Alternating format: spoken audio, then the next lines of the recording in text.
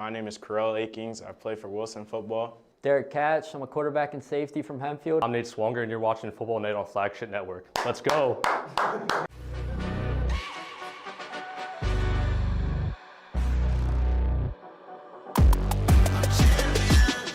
This ain't no regular thing. I came for the ring, you know what I mean. I shoot my shot and it's clean. This for my city, yeah, this for my team.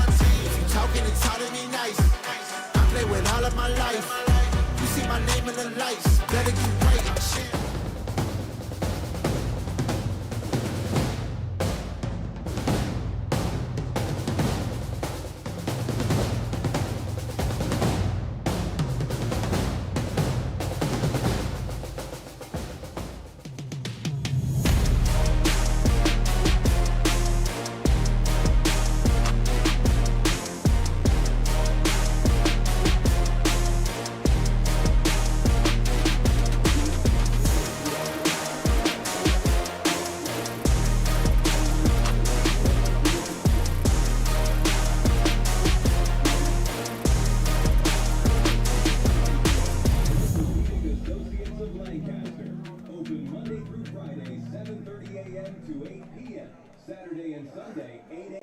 Good evening, everyone, and welcome to Hempfield High School in Landisville, Pennsylvania. It's Friday Night Football on the Flagship Network. Tonight, it's the Wilson Bulldogs going on the road to take on the Hempfield Black Knights. Hi, everyone. Welcome to our broadcast alongside Mr. Wilson Bulldogs himself, Joe Mays. My name is Max Gretzel. So excited to be back with you here, week number 7 of Friday Night Football, and it's a big-time test for this Hempfield team on their home turf. Yes, absolutely. We've got a great showdown here in Lancaster Lebanon League Section 1. Bulldogs coming in 5-1, Hempfield 3-3, but coming off a big win against Penn Manor. They want to keep the momentum going, and for that to happen, they're going to have to rely on their senior quarterback, Derek Catch. The Hempfield air attack has been fantastic so far this season. Catch has completed 94 passes for over 1,100 yards and 10 touchdowns, and all 10 of those scores have gone to 3 receivers. Most notably, number 4, wide receiver Orion Abrams, 46 catches, over 578 yards and 6 touchdowns. Chipping in also number 8, PJ Poole, and number 10, Zion Caban. They have been fantastic so far for the Hempfield offense. Special trio of wide receivers for quarterback Derek Catch. On the other side of things, let's flip the script and talk about the Wilson Bulldogs. They've been outstanding all season long, and it's Mason Young now taking over for Maddox Gruber here in 2025, and he's been impressive. Yes, Mason Young has been electric, and he's flying a bit under the radar, though. He is actually outpacing last year's quarterback, like you said, Maddox Gruber, who had a fantastic season. Mason Young leading the Bulldogs so far and has really been playing well. He has completed 75 passes, 1,100 yards, as you saw, 17 touchdowns, and he is right near the top in the Lancaster Lebanon League Section 1. Has some other opportunities for improvement with the amount of talent he has around him also. Yeah, highlighted by Jaden Carpenter, his number 1 receiver, 15 catches, 304 yards. Almost half of his catches have gone for scores, and while Jaden doesn't qualify for the receiving stats list, the touchdowns have him right near the top. 7 scores, very impressive senior season for Carpenter. Hempfield, their 3rd home game of the season, and they will try to knock off the Wilson Bulldogs in a big-time test. Have not won on this turf against Wilson since 2005. We'll have kickoff coming your way next. Stay with us, everyone.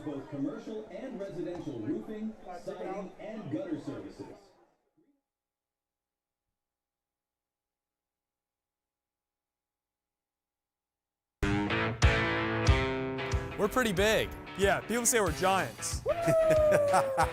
You call that giant? This is giant. At Dean's Auto Plaza, we have a giant selection of quality used cars, trucks, and SUVs, all at prices that will not crush your budget. Okay, he's the real giant. Yeah. Woo! Come see why they call Dean's Auto Plaza York's used car giant.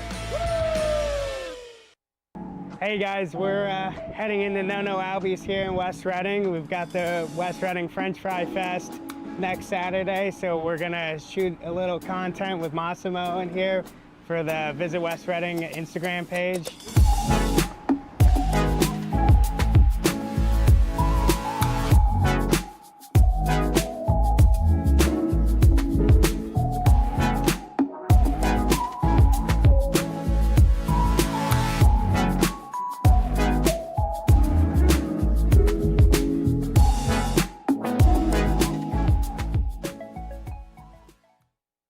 Jordan Burkhart from Hempfield, and this is Football Night on Flagship Network.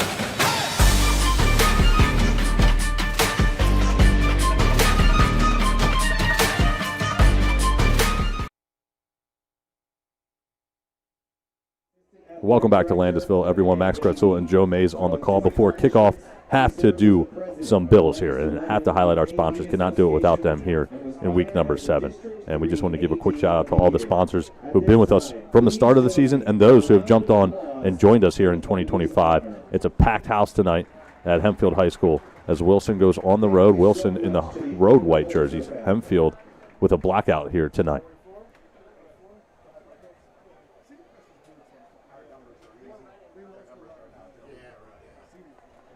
So Hempfield set to kick off. Wilson is set to receive, and Mason Young and company will be on the field first offensively, and we'll see if he can keep the momentum going here as we are now past the midway point of 2025, at least when it comes to the regular season.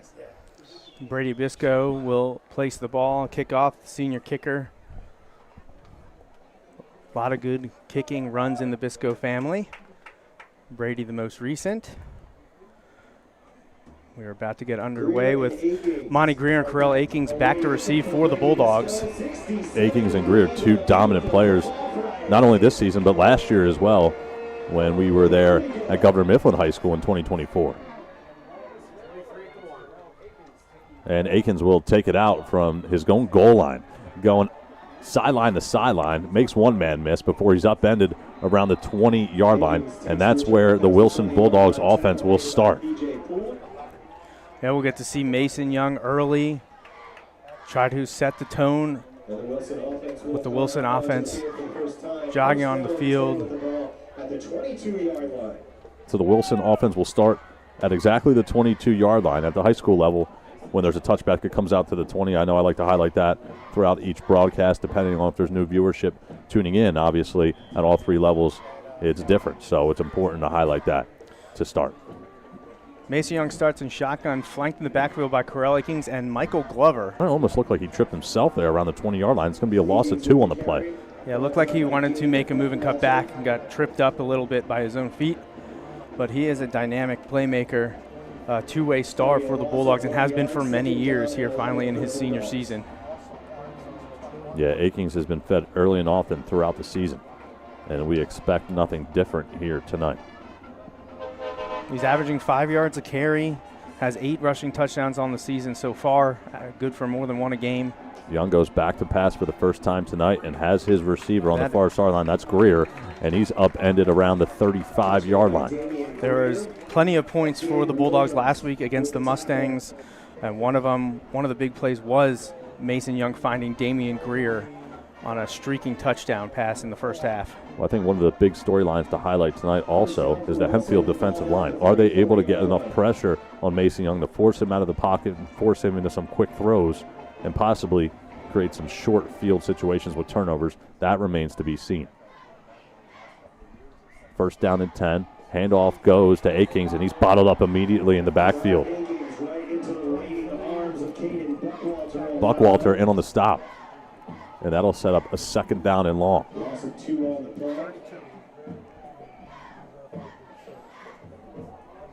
Senior defensive lineman shot in there for Hempfield, almost looked unblocked. It looked like a little bit of miscommunication from the Wilson offense on that one. Back-to-back second down and 12s to open for Wilson. As Young goes back to pass yet again, fires, has Greer. He crosses the 45-yard line and brought down around midfield. So Greer already, his second catch of the game, both have been for pretty solid chunks. Lewis in on the stop. That's good enough for a Wilson first down. Yeah, entering the game, Greer only had 6 catches on the season. 2 of them went for touchdowns, but already 2 catches here on the first drive for Wilson. Nice crisp pass there on the replay by Young. Tackle was made by Corell Lewis, senior linebacker for Hempfield. This time Young looks to keep it himself, and he goes 1 yard into Hempfield territory before he steps out of bounds. It's not something that they've asked Mason to do a lot is rush the ball himself, design quarterback runs. He's very shifty, can make people miss. Saw that a lot over the last few weeks. He's been using his legs more often, though, the past few games. He has rushed for 124 yards and a score on 32 rushes this season. Yeah, it's been another special season for Wilson, only with one loss on the year. That came in Game 3 at home against Nazareth, and the five-star quarterback Peyton Falzone going to Auburn was the only Bulldogs loss so far. Another quick pass. That goes out to in the Carpenter. screen. Carpenter, who we highlighted in the open, has another healthy chunk of yards down that far sideline. And that's where he's most dangerous. A lot of his receptions this season have been the hitches or the short screens, the bubbles, and he is so shifty and so fast that he has gotten into the end zone multiple times on a play you think might only go for a few yards. That's good enough for another Wilson first down. Ball's marked at the 37-yard line to be exact.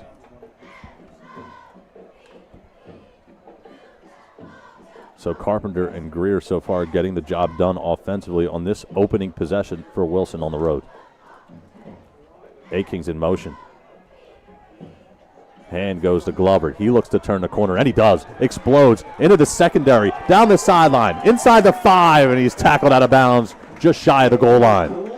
And that is something we saw early this season. Rushing attempts from Michael Glover. They opened the season against Cheltenham, giving Glover a few carries. Haven't seen it as much the last few weeks, but you can see how dangerous of a weapon he can be, not just with his hands, but with his legs as well. Wilson wants to work quickly. Already at the line of scrimmage. Young takes the snap, hands to his tailback. Akings looking to turn the corner, can't do so. That'll set up a second down and goal.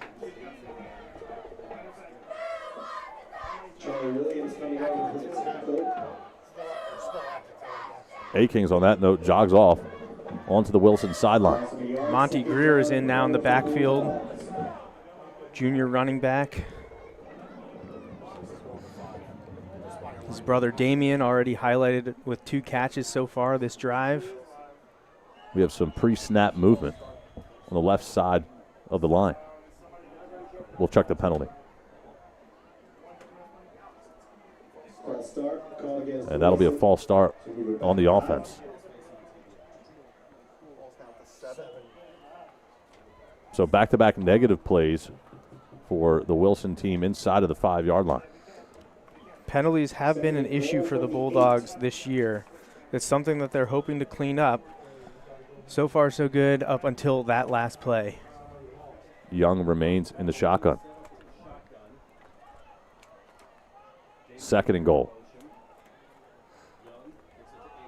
Akings looking to turn the corner. And he's brought down just inside of the 2. That was Greer, my apologies. Akings still on the sideline. Third down and goal. Greer still remains in the game at the tailback spot. Third down and goal from the 1. It's a 7-yard pickup for Greer on the ground. The Hempfield defensive line trying to wall up. Again, this drive started at the 22-yard line of Wilson. They've gone all the way down the field on the opening drive. Wing right, they put Eli Dean down, brought Glover inside. Looked like a little bit of a miscommunication, and the Hempfield defense stands. Almost looked like Young and Greer ran into each other. And that's going to bring up 4th down and goal. On that note, Greer checks out. Akings back into the game. You know, the Hempfield defense is second in Section 1 in scoring defense, but actually is the top defense in terms of yards surrendered through 6 weeks. This is a stingy Hempfield defense, and Wilson's seeing it right now. Akings goes in motion. Will Young keep it himself? Young scrambles, looks, still galloping, and he throws it away. Don't know if that one was considered a... Looks like it was caught by E.J. Brownback, but well short of the end zone. The Bulldogs failed to get any points on their first drive. And I tell you what, that's a super impressive defensive stance there by the Hempfield defensive line after allowing 82 yards to go right down the field.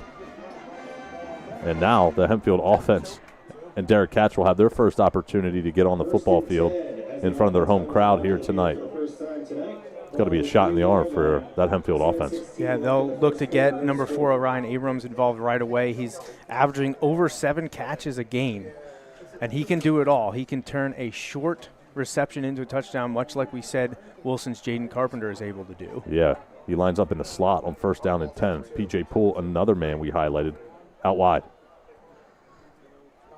And it looks like it's going to be a rushing attempt on first down. That is Derek Catch, the quarterback. He is also a dangerous threat with his legs, though the Hempfield offense has been favoring the passing game so far through 6 games. And for obvious reasons when you have that special talent on the perimeter. Pickup of about 3 on the play by Catch. It'll set up a 2nd down and medium.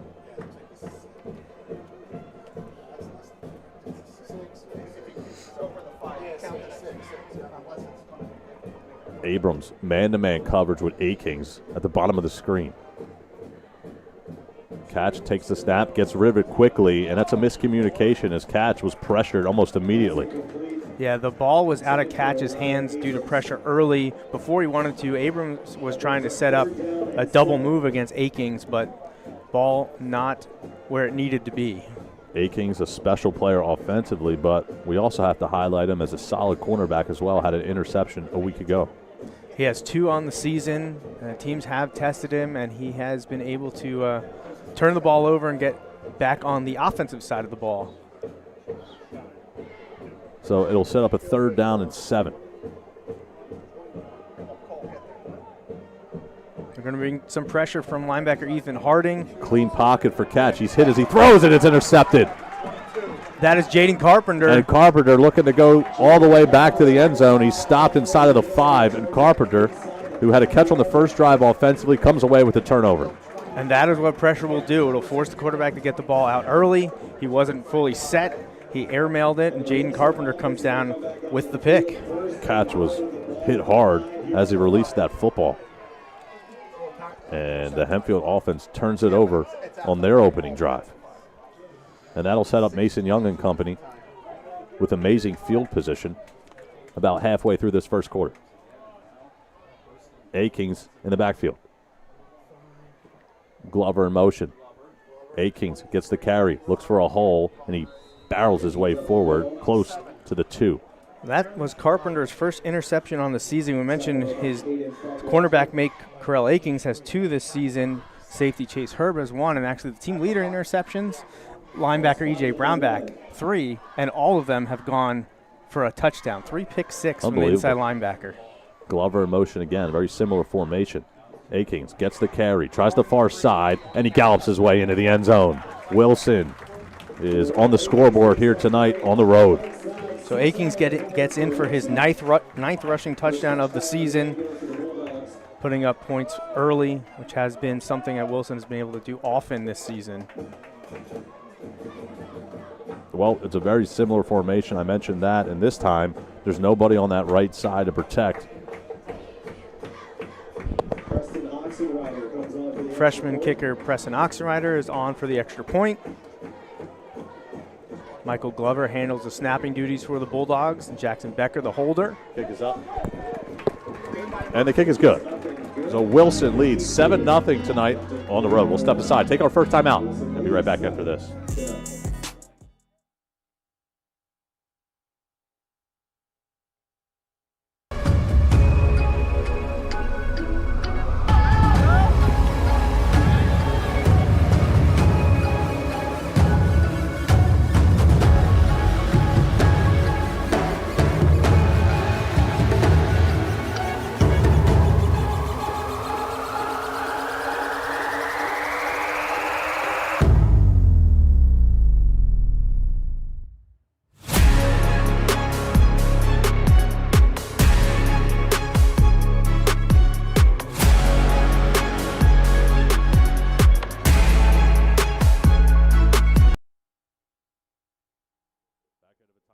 Leads 7-0 on the road. Hempfield had a great stand defensively on their goal line, but after the turnover, Wilson was able to convert and now lead 7-0. Hempfield needing to answer, and we know this one, Joe, as far as how much talent Wilson has, it can get out of hand quickly, and Hempfield needs to answer back. Although I will say, obviously starting inside of your 5-yard line for your opening drive isn't ideal. Yeah, backs to the wall, and Wilson has had a few teams stick around, but they've already eventually pulled away from 5 opponents, especially last week. You saw him do it to Governor Mifflin, ended up winning 42-10. So senior Elijah Dean has the bigger leg. He came in as the kicker in week 2, taking over for Preston Oxenrider on kickoffs, and he's been doing a very nice job, something we hadn't seen him do before this season. Pretty solid return from Caban as the ball now is out to the 28-yard line. Much different than the 4-yard line on the last possession. And we see Damian Greer now in at defensive back, spelling Carell Akings. He's paired with Jaden Carpenter on the far side. Wilson running with their 4 defensive back look as Chase Herb's in at strong safety with Monty Greer at free. Abrams goes in motion on 1st down and 10 from the 28. Nice read option there from Catch. He dives forward for about 5, maybe 6 on 1st down. Hempfield always seems to have a very strong dual threat quarterback. Last time we were here 2 years ago, it was Jackson Landis, who Wilson came away with the victory in 2023, but made him fight for it. It was a high-scoring game, long game, and Landis was constantly finding Micah Gates, who caught 201 yards against the Bulldogs 2 years ago. Unbelievable. Past the midway point of the first quarter, it's 2nd down and 5. And Hempfield trying now to sustain a long drive and keep Mason Young and the Bulldog offense on the sideline. Abrams in motion yet again. This time it's a handoff to the fullback who goes up the gut. That's Cam Rice with the carry. We were told Cam Rice actually does a little wardrobe change on the sidelines depending on where they need him. He's featured at both running back and offensive line. He's listed as number 44 on the roster and number 53 right there, getting the carry early on this Hempfield drive. Well, I'll tell you what, at his size, he's not someone I would want to personally stand in front of and try to tackle when he's coming full speed at you like that. 6'1", 245, and you can see why right there. So the ball's now marked at the 41-yard line. Fresh set of downs for Derek Catch. Wilson's going to be bringing some pressure here again. Looks like it's coming from at least Ethan Harding. Corner blitz Cole from the Peterson slot, also too. Comes. And that one's fired and complete across midfield. And there's a penalty marker down as Abrams has his first catch of the game. Looks like there was nice coverage by Jaden Carpenter, but Catch put it where it needed to be. Abrams made the grab. See what the flag is for. So 2 runs and now a pass. And all so far have been successful. We'll check the penalty. And Wilson's been sitting in their 3-4 defense, but has been bringing pressure from the outside linebackers. We saw both on that play, Ethan Harding and Cole Peterson, be sent on blitzes. Well, it's going to be a pass interference against Carpenter on that note. And that'll move the football deeper into Wilson territory.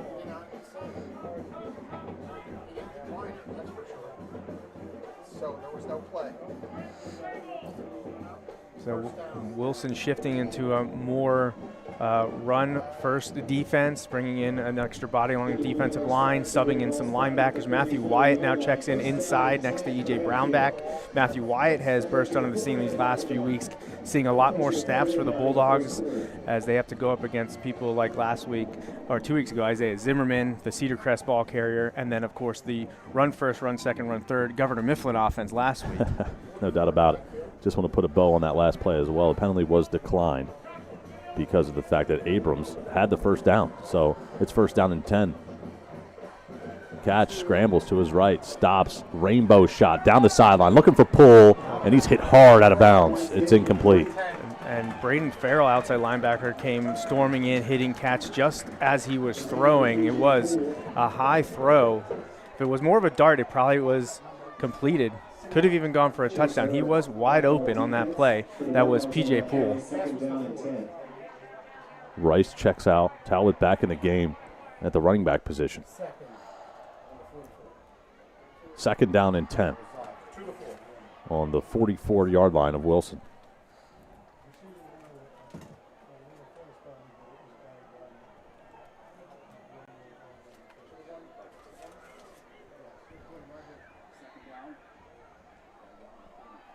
Caban in motion. Catch will keep it himself, go up the gut, and he works his way towards the, make it the 41-yard line. E.J. Brownback, Chase Herb in there on that stop. Chase Herb made a name for himself last year as the hard-hitting safety for the Bulldogs, tracking Manheim Township's Declan Clancy all over the field. It was a big reason why the Bulldogs won that game in Neffsville, and he has been all over the field again tonight. Last week we saw him save a touchdown with a big hit at the goal line. Next play was a personal foul on the Mustangs, and they ended up not getting any points because Akings came down with an interception. So big plays from Chase Herb this season. Another one right there with Brownback. Under 3 to play in the first quarter. Empty backfield for catch.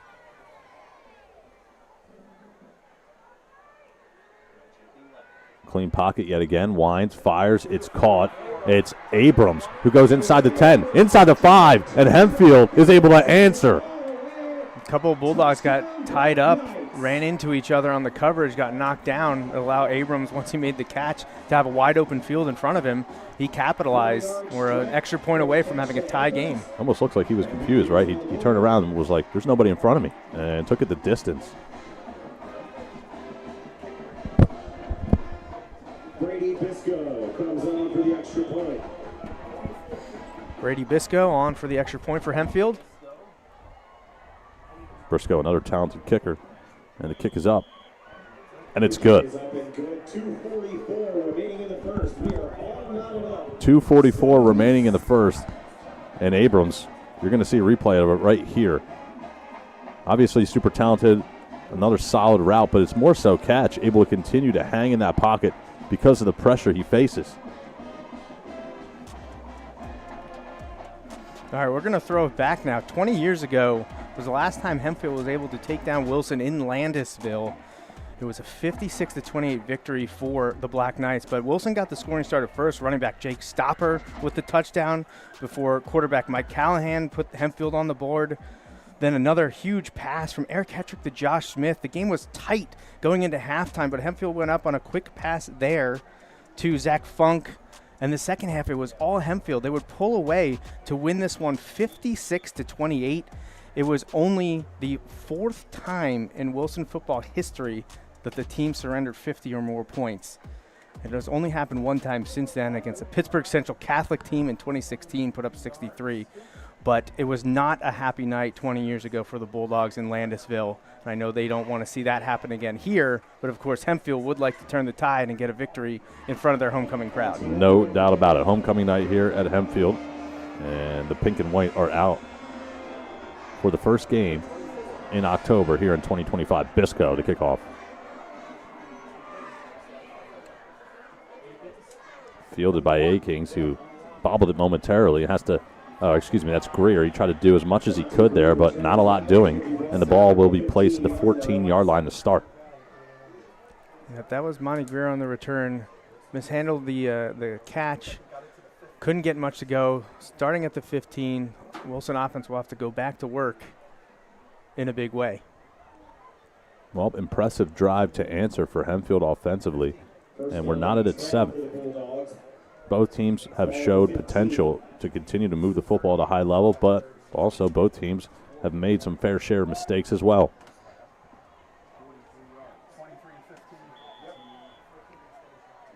Young in the shotgun on first down.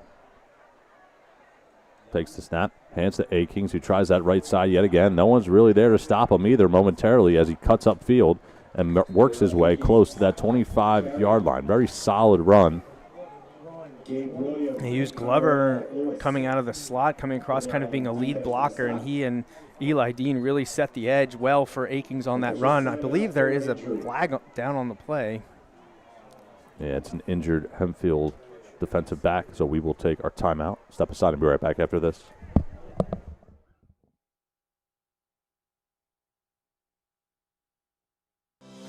Land Hope Farms is a stop that gets you going with the most delicious coffee, flavorful breakfasts, custom-made sandwiches, and the famous fried chicken everyone craves. Plus, top quality snacks to keep you going. We offer the best gasoline and diesel in the area and free air for your tires. Visit our stores in Unionville and Oxford, Pennsylvania, serving our community since 1969. Land Hope Farms, the stop that gets you going.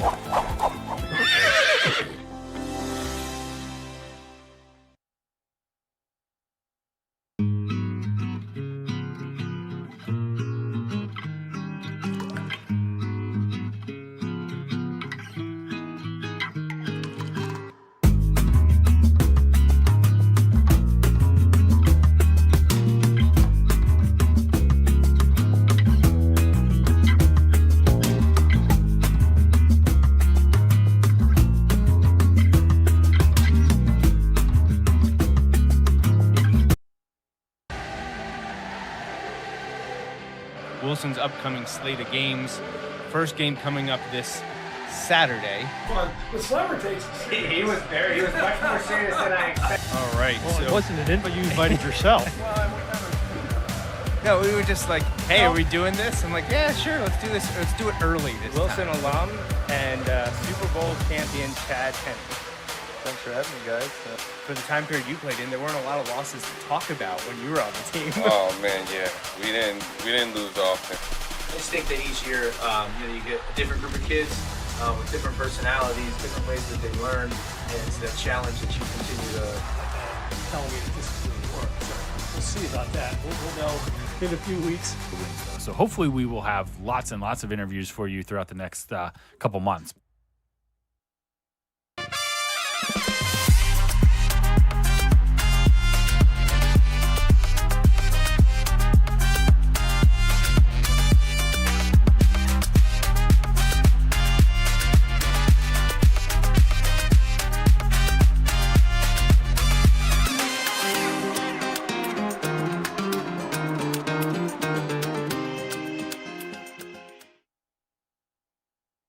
I'm Nate Swanger, and you're watching Football Night on Flagship Network. Let's go.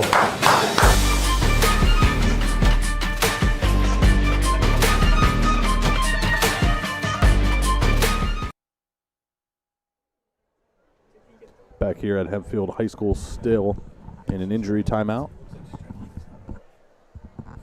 Can't see a number on that jersey of who the player is who's banged up, but just wanted to provide a quick update for everyone. Still in an injury timeout. 2:29 to play in the first quarter, all tied at 7. We will be back after another stoppage.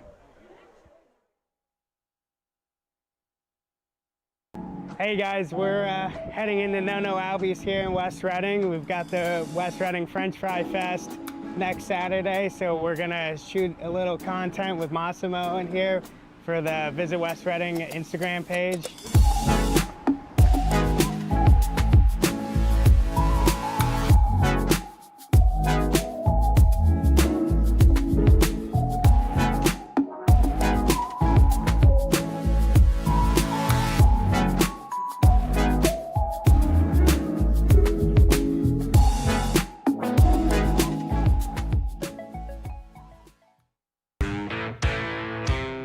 We're pretty big.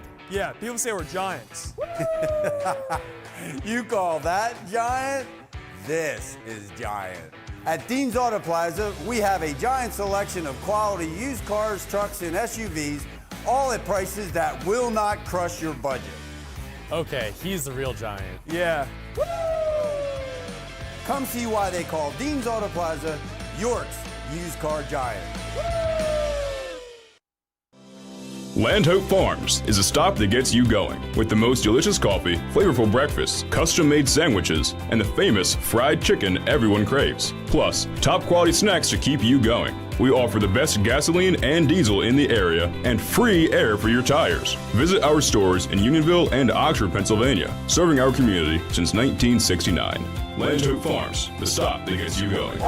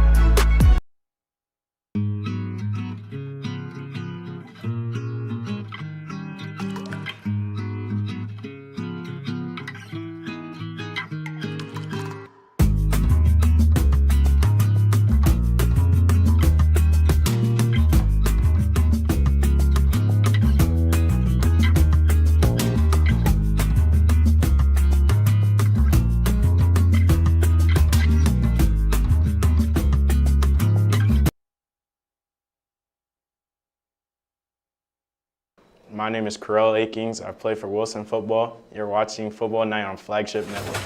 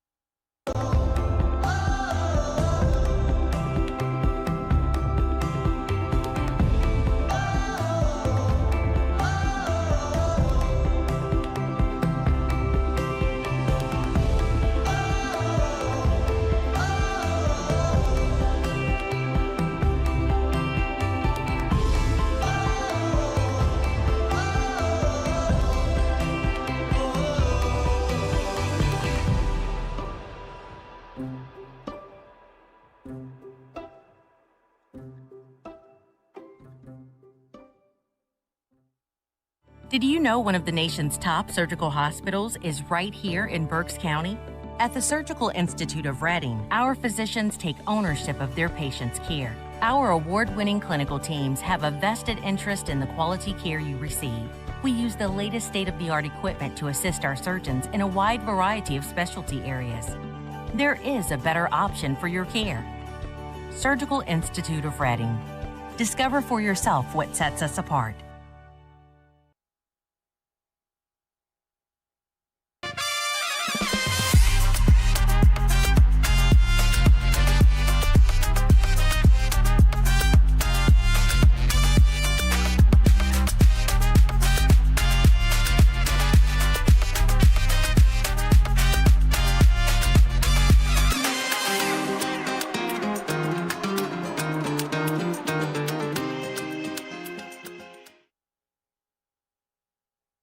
Hey guys, we're heading into No Albies here in West Reading. We've got the West Reading French Fry Fest next Saturday, so we're gonna shoot a little content with Massimo in here for the Visit West Reading Instagram page.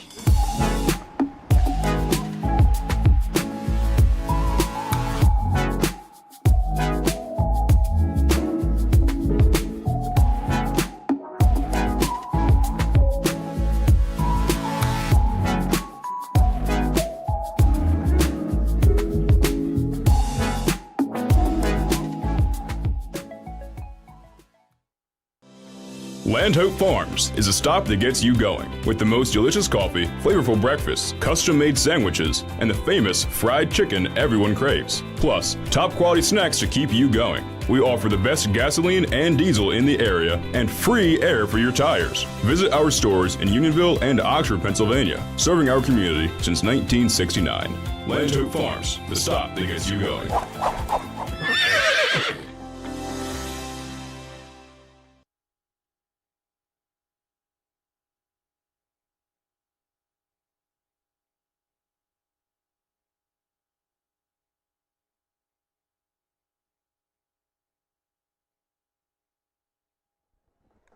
All right, we're back here in Landisville, Wilson Hempfield. We're still in an injury delay.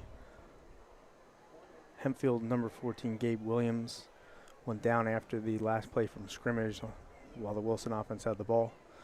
And he is being tended to by medical professionals on the field. We do not have a ton of information as what's going on. Just want to extend our thoughts to Williams and his family and friends as he's being tended to right now by emergency medical professionals here at Georgella's Law Firm Stadium in Landisville. We will keep you updated, and we will be back with more action as soon as the game is able to return to action.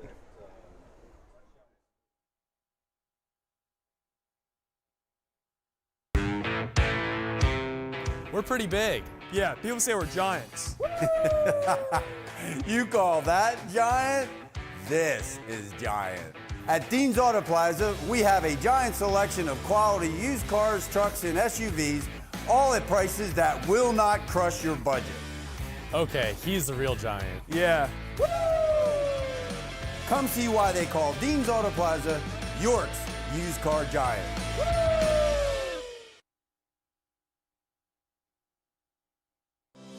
Land Hope Farms is a stop that gets you going with the most delicious coffee, flavorful breakfasts, custom-made sandwiches, and the famous fried chicken everyone craves. Plus, top-quality snacks to keep you going. We offer the best gasoline and diesel in the area and free air for your tires. Visit our stores in Unionville and Oxford, Pennsylvania, serving our community since 1969.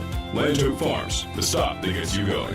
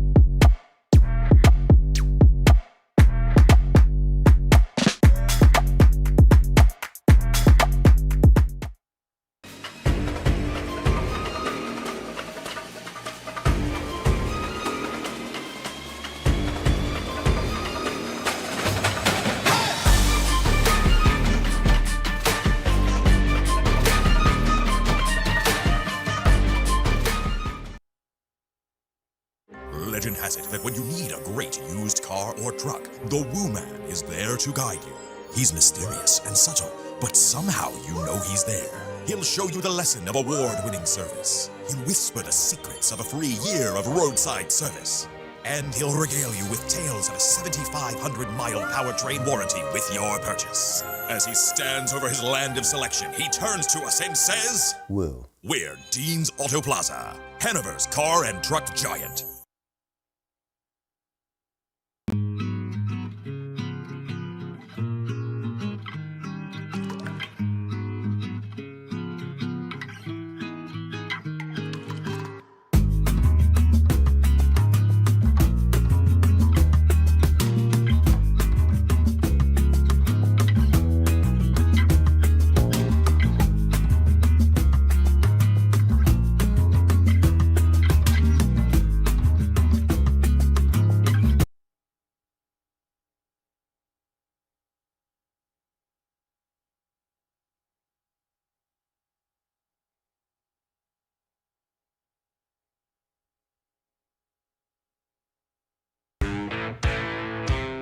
We're pretty big. Yeah, people say we're giants. You call that giant? This is giant. At Dean's Auto Plaza, we have a giant selection of quality used cars, trucks, and SUVs, all at prices that will not crush your budget. Okay, he's the real giant. Yeah. Come see why they call Dean's Auto Plaza York's used car giant. Land Hope Farms is a stop that gets you going with the most delicious coffee, flavorful breakfasts, custom-made sandwiches, and the famous fried chicken everyone craves. Plus, top quality snacks to keep you going. We offer the best gasoline and diesel in the area and free air for your tires. Visit our stores in Unionville and Oxford, Pennsylvania, serving our community since 1969. Land Hope Farms, the stop that gets you going.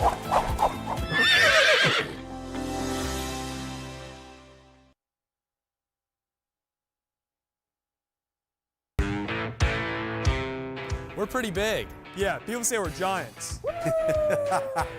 You call that giant? This is giant.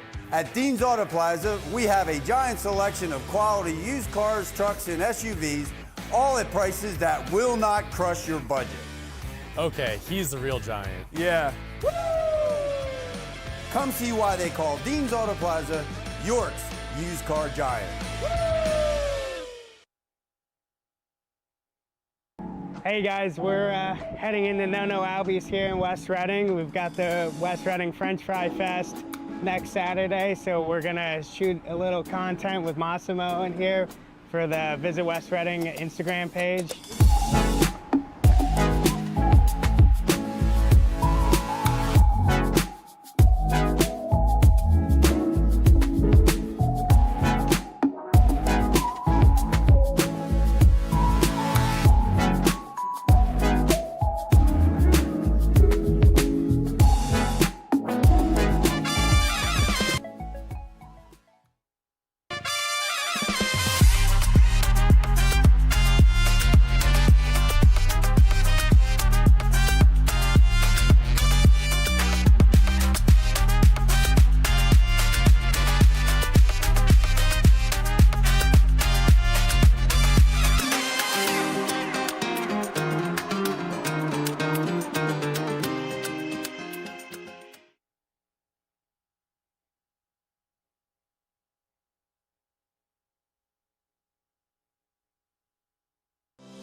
Land Hope Farms is a stop that gets you going with the most delicious coffee, flavorful breakfasts, custom-made sandwiches, and the famous fried chicken everyone craves. Plus, top quality snacks to keep you going. We offer the best gasoline and diesel in the area and free air for your tires. Visit our stores in Unionville and Oxford, Pennsylvania, serving our community since 1969. Land Hope Farms, the stop that gets you going.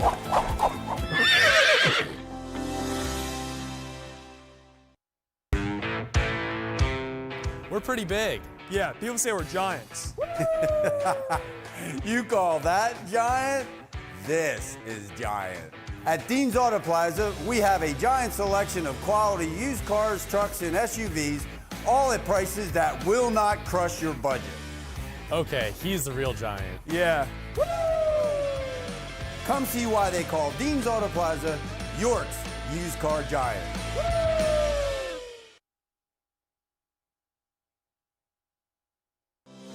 Land Hope Farms is a stop that gets you going with the most delicious coffee, flavorful breakfasts, custom-made sandwiches, and the famous fried chicken everyone craves. Plus, top quality snacks to keep you going. We offer the best gasoline and diesel in the area and free air for your tires. Visit our stores in Unionville and Oxford, Pennsylvania, serving our community since 1969. Land Hope Farms, the stop that gets you going.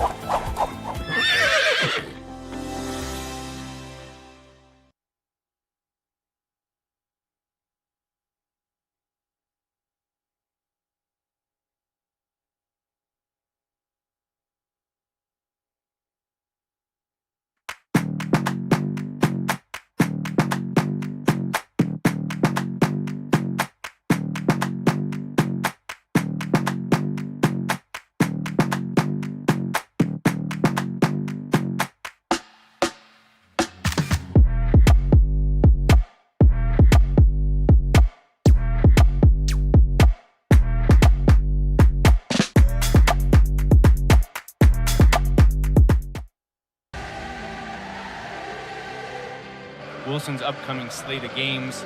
First game coming up this Saturday.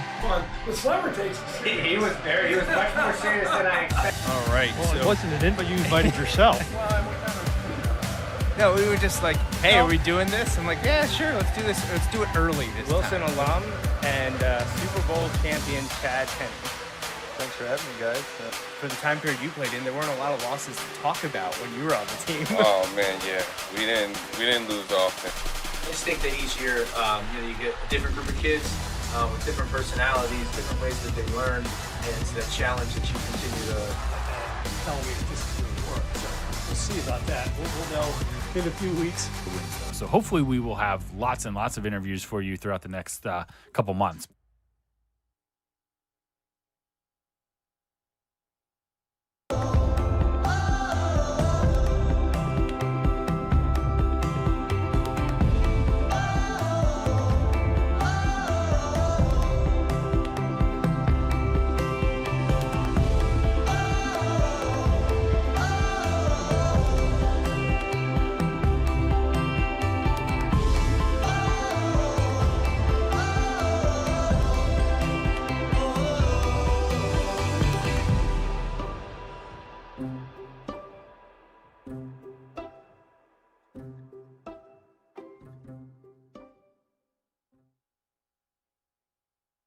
Welcome to the Why I'm Missing Restaurant and Bakery, where we have a range of options to suit any taste.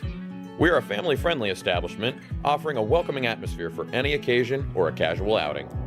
Join us for our weekday breakfast buffet from 7 to 10 a.m. or our weekday brunch buffet from 10 a.m. to 3 p.m. Want to bring the family out for a weekend brunch? Join us on Saturday and Sunday for our grand weekend brunch buffet from 8 a.m. to 3 p.m. The Why I'm Missing Restaurant and Bakery, located at 1245 Penn Avenue in Wyomissing.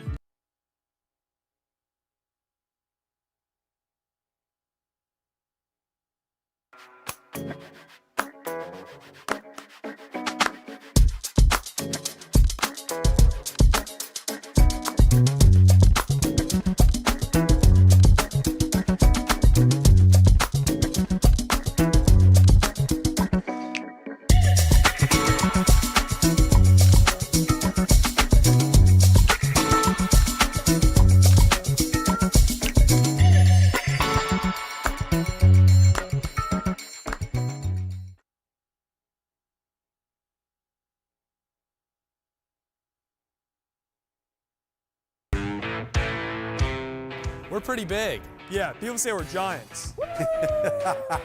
You call that giant? This is giant. At Dean's Auto Plaza, we have a giant selection of quality used cars, trucks, and SUVs, all at prices that will not crush your budget. Okay, he's the real giant. Yeah. Come see why they call Dean's Auto Plaza York's used car giant.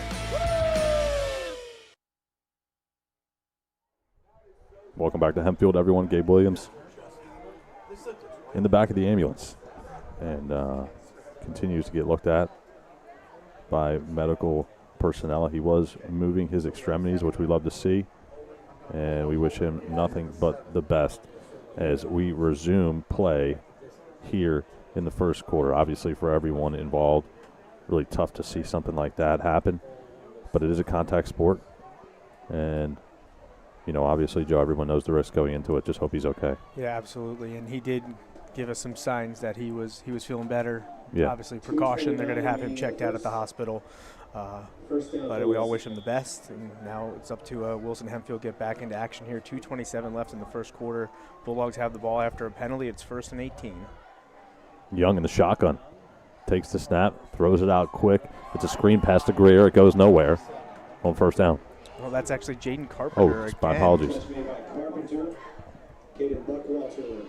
So quick pass doesn't go for much gain on 1st and long for the Bulldogs. Back to the drawing board for offense coordinator Jeremy Palm. Tough in a situation like this for both teams, really, to get their footing and their momentum back and try to wrap their heads around, you know, the long stoppage of play. You know, it's not a sport where you have like a rain delay or something like that. It's one of your teammates, and again, wish Gabe Williams nothing but the best as that pass is complete on the far sideline to Carpenter. So back-to-back completions, one for a negative gain, one for a positive. Carpenter gets out to about the 25-yard line on that reception. Again, we saw the agility of Mason Young avoiding a rush from Jazon Godwin for Hempfield in the backfield. So it is now 3rd and short for the Bulldogs. And now it looks like we might have a cramping situation for Carpenter, who made the catch on that last play. Well, you hate to see that after the long stoppage, but we do have another injury on the field. We'll take a quick timeout, and so it looks like Carpenter at least is okay for now. So we'll actually keep things here. And you're right, Joe. It looks like a cramping situation. Yeah, get him some water, maybe some pickle juice. Carpenter back-to-back plays. Yep, looks like he's cramping up a little bit. He should be back into the action shortly. But now Bulldogs got to figure things out deep in their own territory. Tie game, facing 3rd and short. Yeah, 3rd down and 2, 1 minute and 15 seconds to go in the first quarter. All tied up at 7. Obviously, a long stoppage will probably, we assume, play a factor here, at least for the next short period of time. We'll see if the Hempfield defense can come up with a stop, or will this drive continue as Young is in the shotgun, hands off to his tailback. A-Kings goes up the gut, and that should be enough for Wilson first down. They got to the marker at least. You saw once again Michael Glover coming off a lead block. I believe he took out Jordan Burkert, the linebacker, freeing A-Kings to pick up a few yards, get the first down as we're in the final minute of the first quarter. Wilson continues to work quickly on the offensive side of things. Brady Matisic is out wide with Jaden Carpenter out. Damian Greer, Eli Dean also. Young keeps it himself, looks to pass, sets up a screen on the far sideline. That time it looks like that is Elijah Dean on the reception. Dean, yeah. That's his first touch of the game. German and Buckwalter teaming up with stop. Not sure it was just a cramping situation for Carpenter. He was working with head athletic trainer for the Bulldogs, Kieran Melagrana, pointing to his shin. But he is up and running right now, testing things out. Hopefully we can see him back out on the field for the Bulldogs shortly. But I think that's going to be it for the first quarter. It is. It is. The end of the first quarter here at Hempfield High School. It's Wilson 7. It's Hempfield 7 right here on the Flagship Network. We'll step aside and be right back.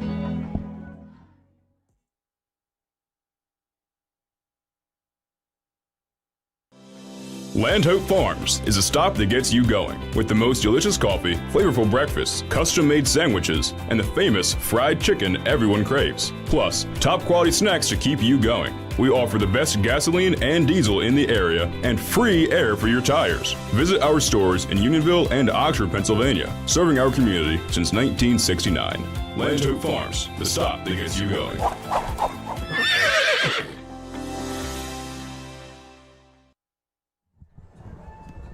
Back here to start the second quarter. Max Gretzel and Joe Mays on the call. Week number 7 of Friday Night Football on the Flagship Network. It's a 2nd down and 4 for the Wilson offense as we flip ends of the field.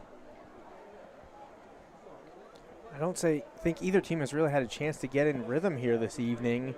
The first quarter, 2 scores. Wilson capitalized on a Hempfield interception after they turned it over on downs. And then Hempfield got in the end zone after some Wilson players ran into each other, allowing Abrams to streak down and score as well. Then we had the lengthy injury timeout. A little bit sluggish right now. Yeah, no doubt about it. 2nd down and 4. A-Kings takes the carry. He's honestly misdirection play almost immediately as the Hempfield defense read that one well. Ultimately, however, it's going to be a pickup of 2 for A-Kings. And A-Kings so far unable to get too much work going on the ground for the most part. No, the offensive line is having trouble with this Hempfield front right now. You saw Preston Simons run his guy up the field. It forces A-Kings to go turn back around.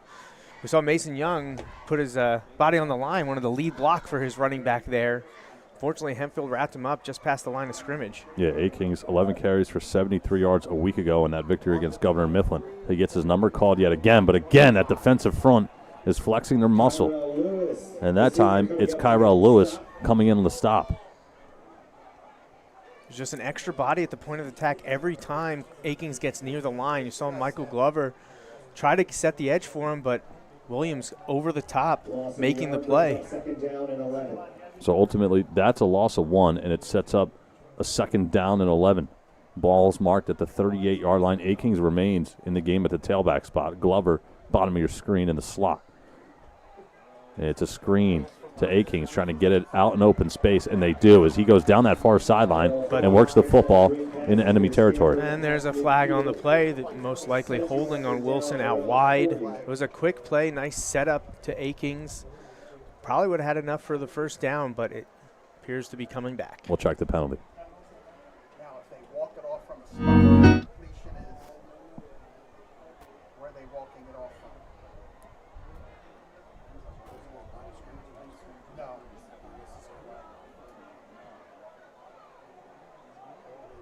Well, Joe, you called it. It will be a hold on the offense. And I tell you what, A-Kings, who's been getting his number called a lot tonight, unable to get the ball going on the ground between the tackles. This time the play call is to get him out in open space. It worked, but the penalty is unfortunate for Wilson. Yeah, they're going to have to work on the corners outside, maybe test the defensive backs a little bit more, see how well they can tackle and pursue, because they have Wilson offense has gotten nothing done against this front 6 or 7. The Hempfield defensive line linebackers have been swarming to the football. And there you see that hold as A-Kings put his foot on the gas pedal. So now that'll set up a 2nd down and 21 after the 10-yard penalty. 10:53 to go in the second quarter. Young continues in the shotgun. Takes the snap, goes back to pass. Pretty clean pocket, and he's going to run as he crosses the 35-yard line, now the 40, before he runs out of bounds. Got a nice block from Damian Greer as he cut back outside. Picked up a lot of that yardage. Mason Young using his legs. Gets Bulldogs into a much more manageable 3rd down now after facing 2nd and 21. Looks like it'll be about 3rd and 5, 3rd and 6. 3rd down and 6. Well, definitely 3rd down and manageable. You just mentioned it, 3rd down and 6 after the solid pickup by Young with his legs. Goes back to pass yet again. This time he's pressured, escapes the pocket. He's going to run again into enemy territory, and he slides down as he crosses the 50-yard line. And now hopefully we'll start to see, for the sake of the Bulldogs, Hempfield to loosen up and be like, okay, we cannot just rush the passer and allow Young to use his legs and get around. First down and 10 for the Bulldogs. After 2nd and 21, now 1st down after 2 scrambles by the Bulldogs quarterback.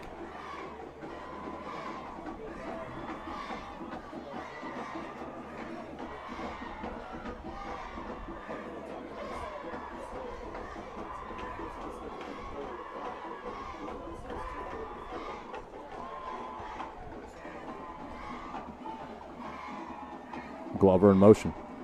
And he gets his number called this time. He's got some room to work with as he barrels forward for about 5.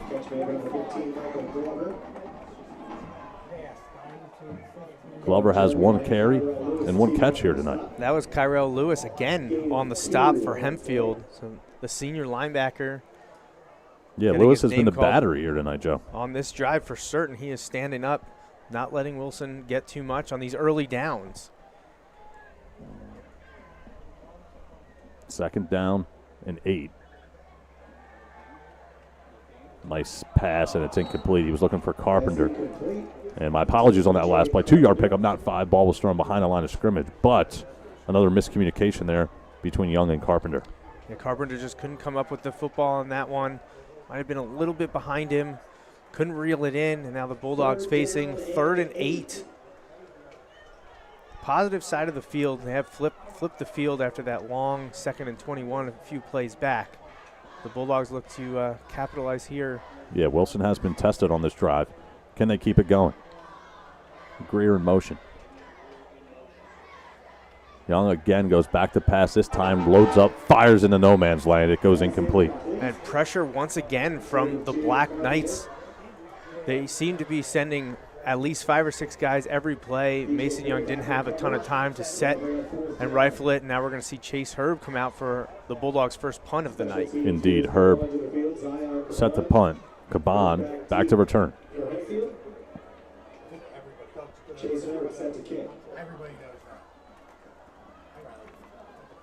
In a game we did a few weeks back at Mifflin, Caban was heavily involved in the offense. Tonight has only had 1 touch, and it came on a kickoff. We'll see if he's able to make something happen here. Caban has 6 returns this season, 127 yards. He averages 20 per punt. So he gets his hand on the ball. It is a dangerous. Great punt. Everyone tries to get away from the football and ultimately a positive result for Wilson, as the ball will be spotted at the 9-yard line. Picked up by E.J. Brownback. Well, first down and 10. We'll take a mini break. Come right back after this.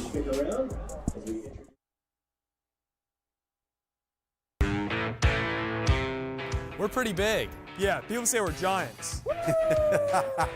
You call that giant? This is giant. At Dean's Auto Plaza, we have a giant selection of quality used cars, trucks, and SUVs, all at prices that will not. Back here out of a timeout. Wilson with a great punt as they push Hempfield back inside their own 10-yard line. Catch calls his own number. He moves forward. I don't even know if he got a yard on that play, though, as the Wilson defensive front combined on the stop.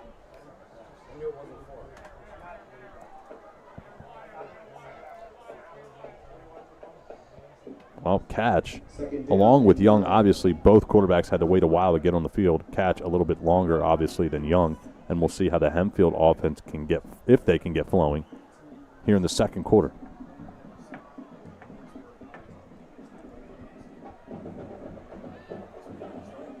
Again, it's a Hempfield team that likes to spread the football around. Abrams, the do-it-all player, number 4, lines up in the backfield here with some pre-snap motion. That's German going in motion. Abrams gets his number called. He moves the ball forward, but again, it's only going to be for about a yard, and that'll set up a third down and about 9 with 8:12 ticking away here in the second. So far, Hempfield is 1 for 2 on third down conversions. Both teams actually performing not too bad on yards per play. 6 for Wilson, 7.5 for Hempfield, but only a score apiece as we approach the halfway point of the second quarter. Yeah, both teams also playing pretty good as far as the special teams go. I don't think either team has really had great field position to start any of their drives so far here in the first half. 3rd and 9. German in motion. Catch. Goes back to pass, scrambles to his right. He's pressured by Glover. He throws it into the danger zone, but this time Abrams is able to come up with it. Yeah, Damian Greer in at cornerback came up to try to deflect the pass away. It slipped under his arms to Abrams. The result is a first down for Hempfield. Tight window by Catch, but he's done it before and he does it again as the drive continues. It's the 4th first down for the Black Knights so far this game. They're now looking to flip the field after Wilson did so on their last drive, though didn't come away with any points. First down and 10. Ball is marked at the 25-yard line of Hempfield. Big Cam Rice, number 44, in the backfield this time. Play action. Deep shot, and Abrams has a step just a little overthrown, and we have a penalty marker down. And the Wilson faithful, who have traveled on the road here tonight, disagree.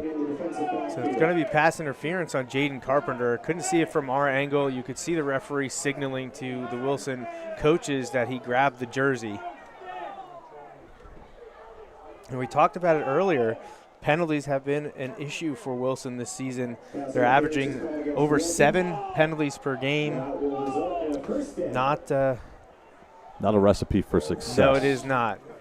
Big plays, turnovers, and penalties will do you in. Oh, somebody yelling, it's a terrible call. Gotta love when the fans get passionate right in front of us here, Joe. Got it on the replay here. Maybe we could see it from this angle.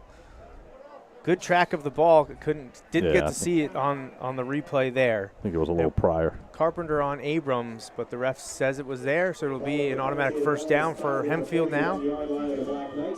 Well, Wilson coming into this game second in Section 1. Hempfield 4th in Section 1, but both teams playing pretty well so far to begin this season. Hempfield outscoring their opponents 154-97 through the first handful of games here in 2025.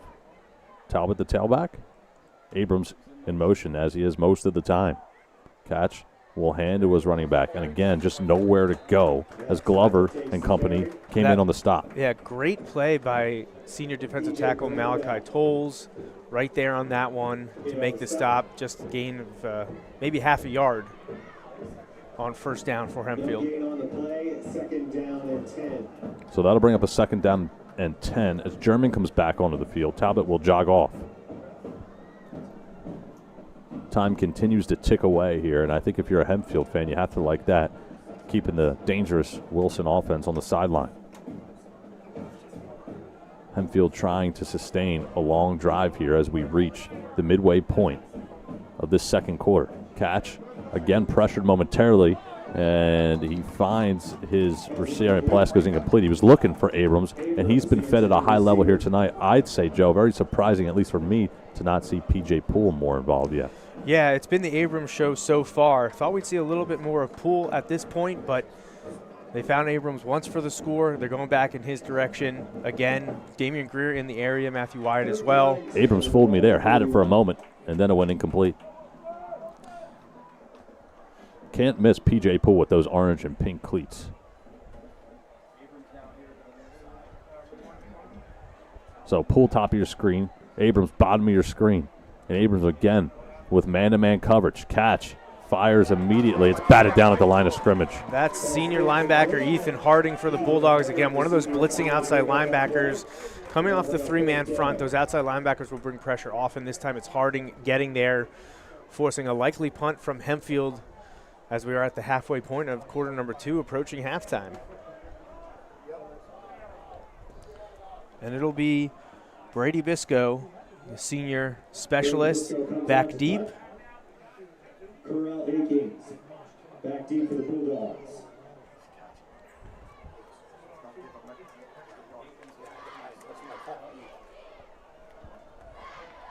Pretty solid punt. Akins backtracks, Fields inside of his own 15-yard line, and he's bottled up immediately by 2 black jerseys.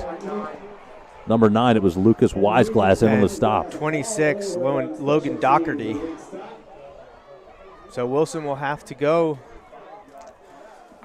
about 87 yards, 88 yards on this drive if they want to hit pay dirt.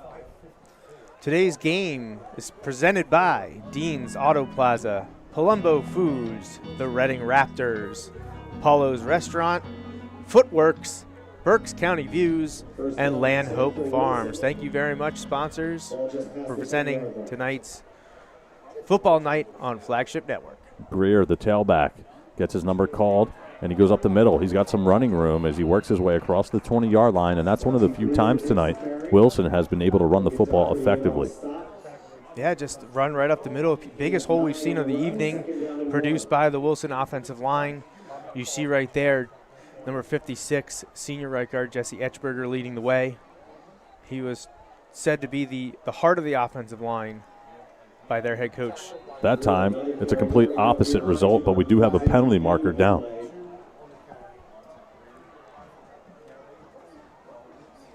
Thrown in the area of a likely holding, though we can't rule out maybe a face mask. So could go either way. Let's see what the call is. Holding on the offense, number 63. Still second down. That holding is on the Bulldogs' left guard. That's Preston Simons. Well, that's going to be a 10-yard penalty.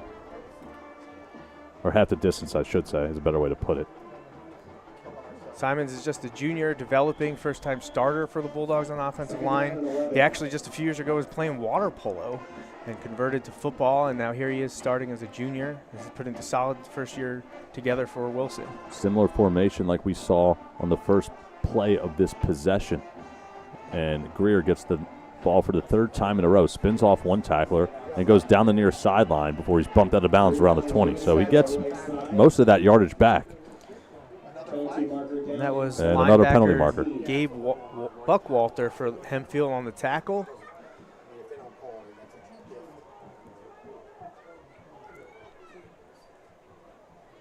It's going to be a penalty on Wilson again, likely holding. Guessing by the reaction, it's going to be on left tackle Avery Manara.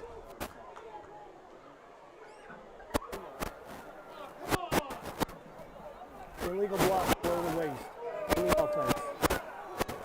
Legal block below the waist this time, Max. Well, that's going to be another half the distance to the goal penalty. And we will do it again. Back-to-back plays, back-to-back penalties for the Bulldogs. And outside of what Hempfield's been able to do defensively tonight, which has been pretty impressive, Wilson has also shot themselves in the foot on multiple occasions with 5:01 to play in the second quarter. Wilson already has 6 penalties for 63 yards. Hempfield, none. No penalties yet on the Black Knights. So Bulldogs are well on their way to hitting their season average of 7 to 8 penalties per game, 6 already in the first half. There's still 5 minutes to play. Well, because it was a personal foul penalty, it won't be half the distance. It'll be 15 yards back to the 5-yard line of Wilson. And again, they go backwards so far on this drive.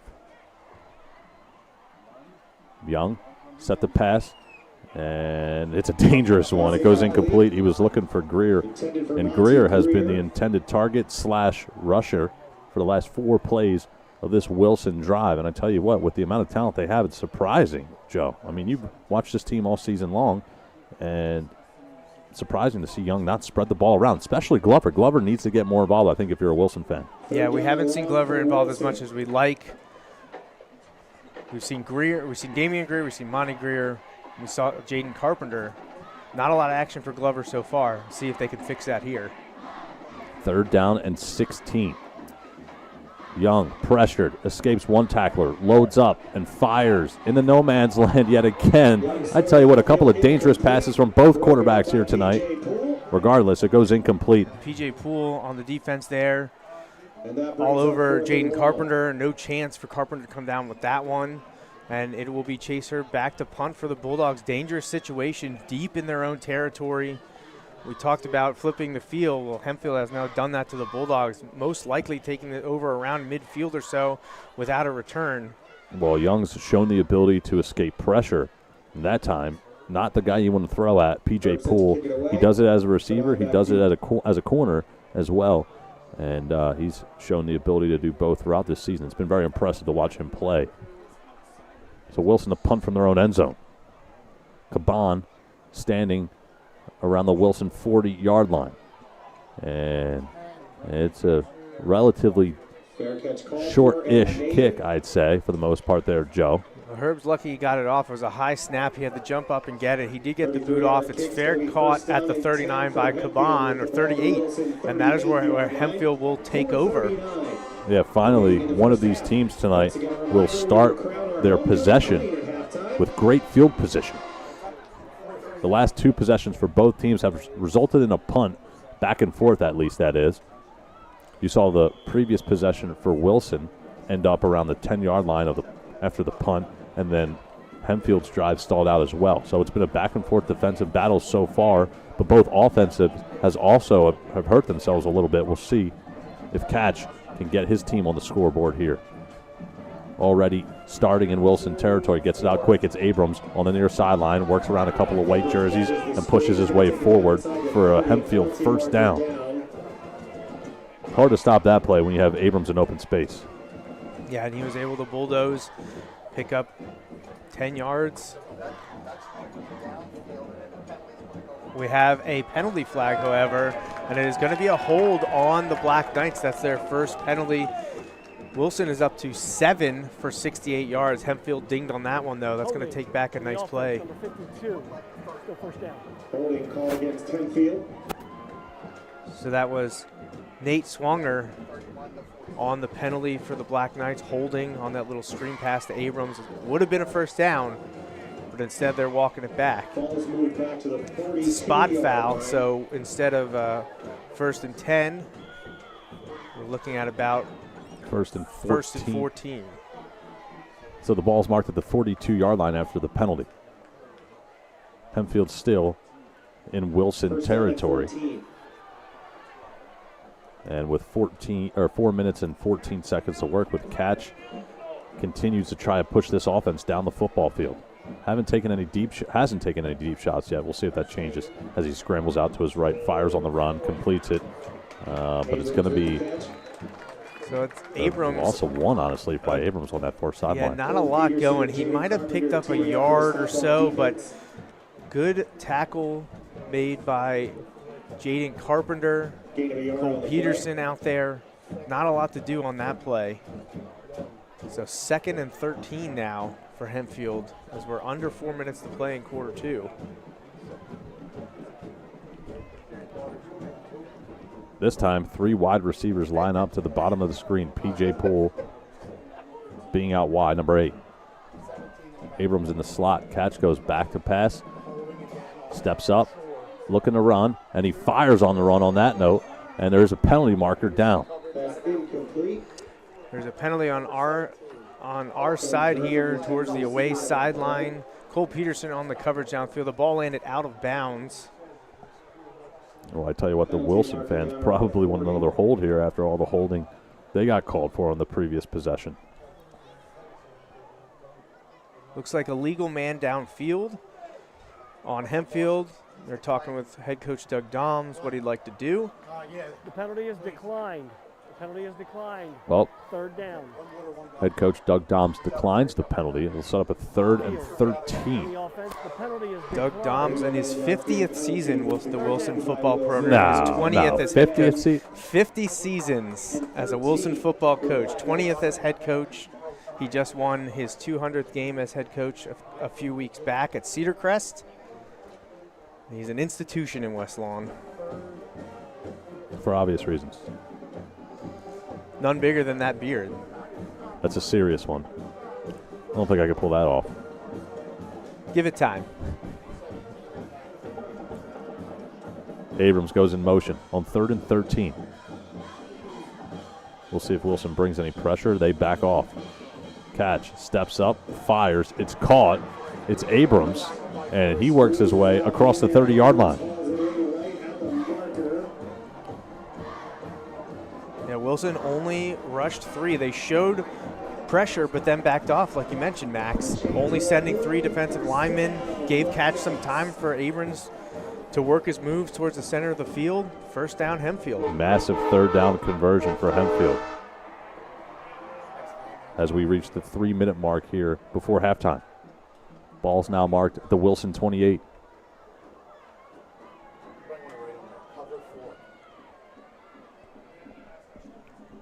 Abrams and German in the backfield to start. German goes out wide. Catch will keep it himself, turns the corner, and works his way inside of the 20-yard line. Derek Catch using his legs. Setting up an option there. Could toss it out to German. Froze the defenders enough. Eventually, Ethan Harding tripped him up by the shoelaces, but he stumbled forward for a few more yards. Yeah, Catch dives towards that 1st down marker. He comes up just a little short, though. It'll be 2nd down and 1.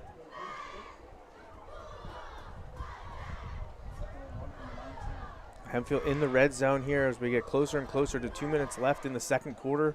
Tied up 7-7. Talbot flanks Catch.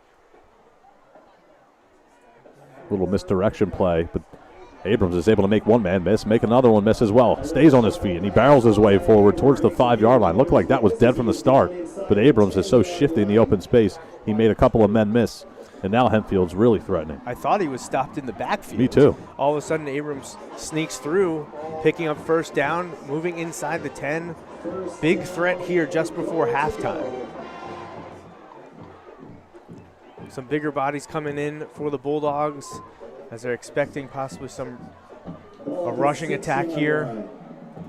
6 yards to go for Hempfield to take their first lead of the evening. Hempfield at this point in a tight game, obviously knotted at 7. Can't turn the football over as Rice now is in the backfield.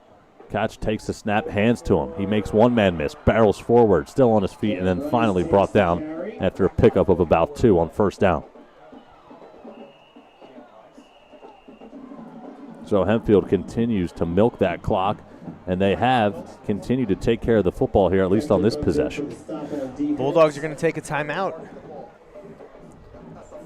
Looks like Hempfield will be facing 2nd and 4.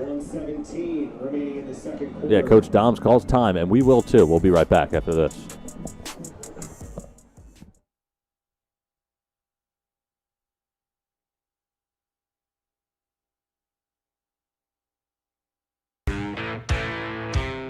We're pretty big. Yeah, people say we're giants. You call that giant? this is Giant. At Dean's Auto Plaza, we have a giant selection of quality used cars, trucks, and SUVs, all at prices that will not crush your budget. Okay, he's the real Giant. Yeah. Come see why they call Dean's Auto Plaza York's used car giant. Back here out of a timeout, Max Gretzula and Joe Mays on the call from Hempfield High School. It's week 7 of Friday Night Football on the Flagship Network. It's our first opportunity this season to see Wilson in action in person. And so far, it's been a close battle as we're tied at 7 with 1:17 to play on 2nd and 4. Catch goes up the gut, charges forward, and he goes into the end zone. Derek Catch calls his own number, and Hempfield has taken the lead on their home turf. Yeah, Catch following behind Cam Rice on that rush up the middle, gets the score. That is Catch's second rushing touchdown on the season. He's definitely up over 100 yards rushing for the year. The drive was 8 plays, 38 yards, took up 3 minutes and 26 seconds of game clock with the score just before halftime. I tell you what, you also talk about where they started that drive as well. Deep into Wilson territory to begin with after Wilson punted from their own end zone. Yep. Those plays and the back and forth battles are what could tell the story here tonight. We'll take a quick timeout. We'll be right back after this.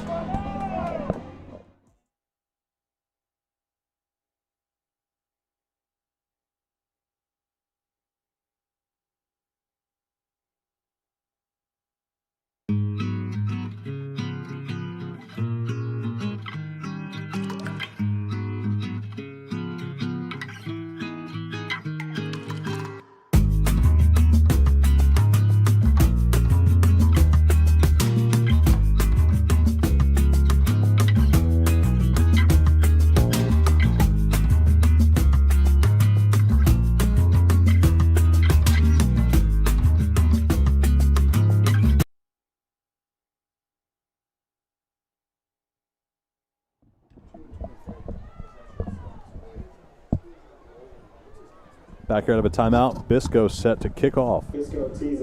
A-Kings set to return for Wilson, and they have 1:13 to work with until halftime and 2 timeouts, I believe, Joe. Yeah, Monty Greer back there as well, and this is almost similar to the 2005 game that we highlighted earlier tonight. Wilson scored with about 1:13 to play before half. Hempfield went down to take the lead in that game. Wilson with the opportunity here to return the favor 20 years later, maybe get a score just before halftime, knot this thing up. Well, I tell you what, this touchback situation at the high school level is a big story, as the drive will start at the Wilson 20-yard line. Obviously, at the NFL level, touchbacks come out to the 35. Big difference. Yeah, a lot of tinkering in the NFL with the kickoff the last few seasons. Everyone's still trying to get caught up in that. Of course, it hasn't trickled down into college or high school yet. That takes a lot of time for that to happen. No doubt. So Wilson from their own 20-yard line. First down and 10. Pitch play to A-Kings. Spins off a one tackler. Makes another one miss. Corkscrews his way towards the 30-yard line. And what could have been a negative play turns into a positive, and that's all A-Kings with his shiftiness. Yep, slippery. Hurry up now for the Bulldogs. 2nd and 1, under a minute to play in the half. Yeah, clock continues to wind. Young goes back to pass. Has a clean pocket, but no one's open as he scrambles towards the near sideline. And I believe he ran out of bounds. Looked like he almost wanted to take it upfield, but with the clock being drained, you can't do that. And he has a heads-up play there, stopping the clock, getting out of bounds. I think he was debating whether could he pick up the first down and then get out of bounds, but Hempfield defenders were swarming. He did the right thing, getting out of bounds, stopping the clock. 38.1 seconds left in the second quarter, but Bulldogs face 3rd and short now. 2 timeouts remaining as well for Wilson. 3rd and 2. Young and A-Kings communicate in the backfield pre-snap. A-Kings gets the carry, and he's swallowed up in the backfield. Multiple black jerseys in there on the stop. I'll give credit to Caleb Hernandez first. Yep, that's who I saw as well. And again, Hempfield defensive line causing all kinds of problems for this Wilson offensive line. especially in the running game. No room whatsoever. Well, I tell you what, are you surprised that Coach Doms is letting this clock run down? No one wants to take timeouts, force a play. Looks like Wilson is just going to take it to halftime. Wow. Are you surprised, knowing Coach Doms for as many years as you've had, he doesn't call timeout with about 25 seconds still to work with? I think he realizes that it's time to regroup. They're a little off kilter. Take a breather, reconnect, make adjustments at halftime, and come back to play the second half. Surprising halftime score at Hempfield High School. It's Hempfield 14, Wilson 7 on the road here tonight. We'll see you for the halftime report after this.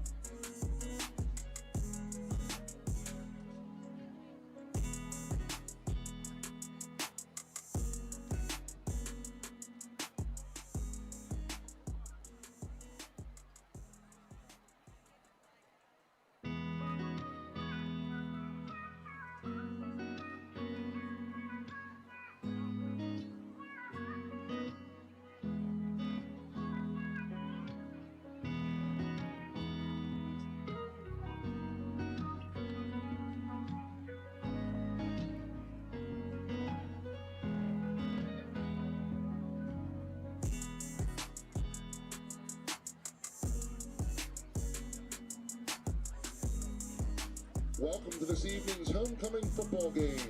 Thank you all for coming out this evening. The 2025 Homecoming King was crowned Wednesday evening at our annual Junior-Senior Flag football game. Our 2025 Homecoming King is Ethan Albright. Homecoming 2025 was packed this week with events for our students and community. Renaissance organized the annual Fall Fling during the school on Wednesday. Student Council hosted the annual Junior-Senior Flag football game on Wednesday evening, where our seniors, the Hempfield class of 2026, were the victors. The HHS Student Council is thrilled to offer the 2025 Hempfield High School Homecoming Parade again this year. The parade will take place this Saturday, October 4th, from 10 to 11 a.m. Following the parade, there will be food trucks in the quad parking lot provided by the Hempfield Marching Night Band Boosters. We hope you can join us for this fun Hempfield homecoming tradition. Another long-standing tradition at Hempfield is the homecoming court.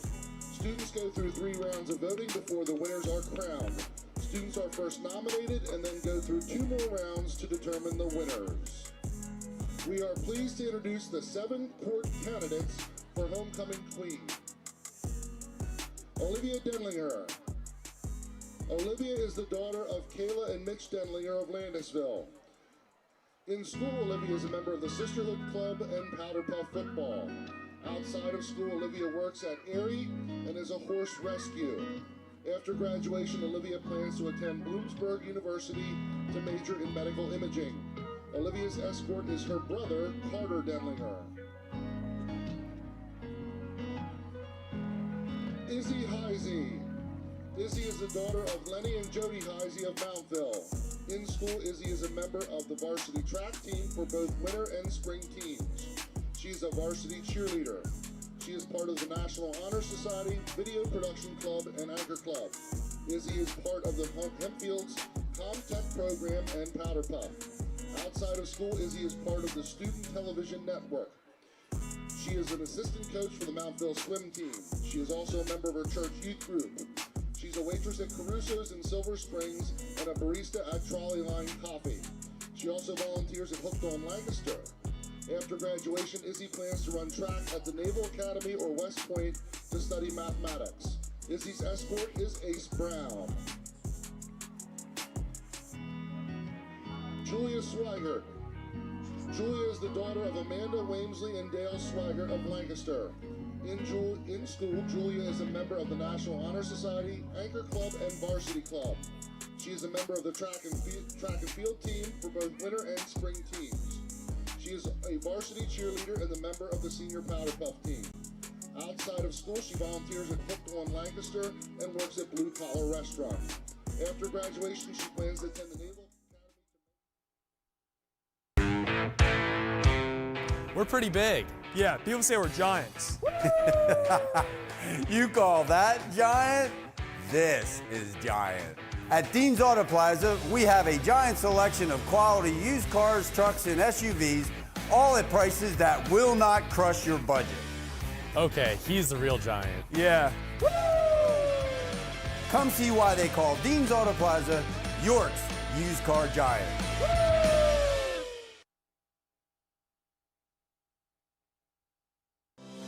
Land Hope Farms is a stop that gets you going with the most delicious coffee, flavorful breakfasts, custom-made sandwiches, and the famous fried chicken everyone craves. Plus, top quality snacks to keep you going. We offer the best gasoline and diesel in the area and free air for your tires. Visit our stores in Unionville and Oxford, Pennsylvania, serving our community since 1969. Land Hope Farms, the stop that gets you going.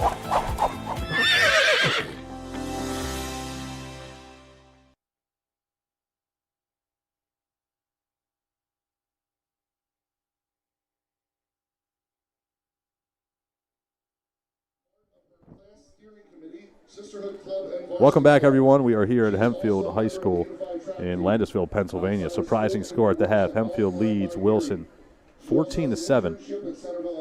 And it's been a back-and-forth battle. It's been a couple of offenses at certain times that have been stuck in mud, so to speak, Joe, as we welcome you guys into the broadcast booth. Offensively for Wilson, they've shown life, but also they've made some mistakes, and you mentioned it multiple times, the penalties have hurt. Yeah, very, very sluggish, really, for both teams to start. Hempfield picked it up there a little bit right before halftime, but Wilson's big thing is penalties. 7 penalties for 68 yards in the first half alone. They're already matching their season average for an entire game. Yeah. It stalled drive. It pushed them back, flipped field position. They capitalized. Hempfield 38-yard touchdown score there just before halftime to take the lead.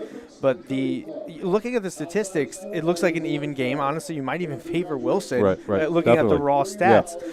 The big one that stands out to me, Max, Corell Akings averaging just 1.8 yards per carry. He has been getting hit and hit often. Yeah, also, really, when he gets the football in the backfield, not only is he getting hit, he's getting hit almost immediately, and that's credit to the defensive front of Hempfield. But when you flip the script and you talk about Hempfield, and one thing to mention is you touched base with me off camera about it. Orion Abrams is the only player to have a catch in this game for Hempfield, and they lead at home. Yeah, 6 catches, 92 yards, and the touchdown. He has a long of 41, and he's their guy. We knew coming in that if Hempfield was going to win, Abrams was going to have a big night. And so far, he's doing that. Almost 100 yards at halftime. Only guy to make a catch. They haven't even been really running the ball. 34 total rushing yards for Hempfield in the first half. It's been all Abrams. And Wilson has to figure out how to shut them down. We threw it back to 2005. Last time Hempfield beat Wilson here on this field. And the same thing was talked about at halftime on the Hempfield sideline. They had to stop Josh Smith. He was destroying them in the first half for the Bulldogs. Wilson needs to turn around and figure out how are they going to stop Abrams. Make Catch beat them by going to Caban or Poole. Something's going to happen. Bulldogs have to adjust. Yeah, no doubt about it. And when you talk about Derek Catch, he's the only one on this Hempfield team that has run the ball efficiently. 6 carries for 24 yards. He has 24 of the 34 rushing yards for Hempfield, and he also has the rushing touchdown as well. He has that touchdown. Other than that, the rushing attack hasn't really been there for Hempfield. And when you talk about the rushing attack for Wilson, it hasn't been there either, even though head coach Doug Doms continues to try to get it going. And you saw at the end of that first half, he was like, you know what, I'm throwing the towel in here. Let's get the guys in the locker room and regroup. Yeah, I really think that's what it was about. I think he saw that they were off kilter. Things weren't clicking. He needed to get them together, gather around, calm down, refocus. because they had lost it there at the end of the second quarter, giving up that touchdown with some poor tackling and then not being able to do anything on offense. And it was, let's regroup. Let's get to halftime and regroup. And here you are, facing a deficit on the road. Should be a great second half. No question about it. 2 players also to highlight that just have not gotten involved yet, and we continue to talk about it on the broadcast, have been P.J. Poole for Hempfield and Michael Glover for Wilson. Will those 2 get involved in the passing game? We shall see. Glover, you see it right there, 22 receptions on the season for 357 yards and 4 touchdowns. He's a massive red zone threat, and he just hasn't gotten the opportunities yet here tonight. He had 1 run for 35 yards, and it actually props up Wilson's net yards rushing, 94 in the first half. Their average per rush, 5.2, but a big one was that Glover rush early in the game. You know, we already mentioned Corell Akings getting bottled up, 10 carries, only 18 yards. So the Bulldogs got to figure out what they do. What's their offensive identity? So far, it hasn't been the running game featuring Corell Akings. Not a lot of space. He's had a solid season so far. You know, he has the additional touchdown tonight, up to 9 on the season. But the Bulldogs offense definitely out of sorts through much of the first half. Yeah, we'll see if Mason Young and company can get the ball rolling and obviously try to get this offense going as a whole. I mean, really, it's been a tough battle so far for them. We'll send it to break. We'll see you for second half action. Again, Max Gretzel and Joe Mays, 2 quarters of play left, everyone. We'll see what happens.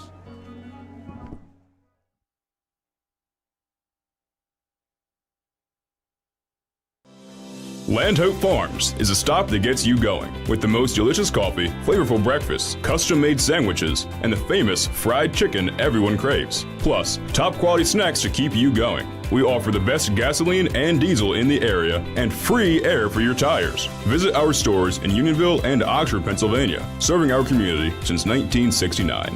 Land Hope Farms, the stop that gets you going.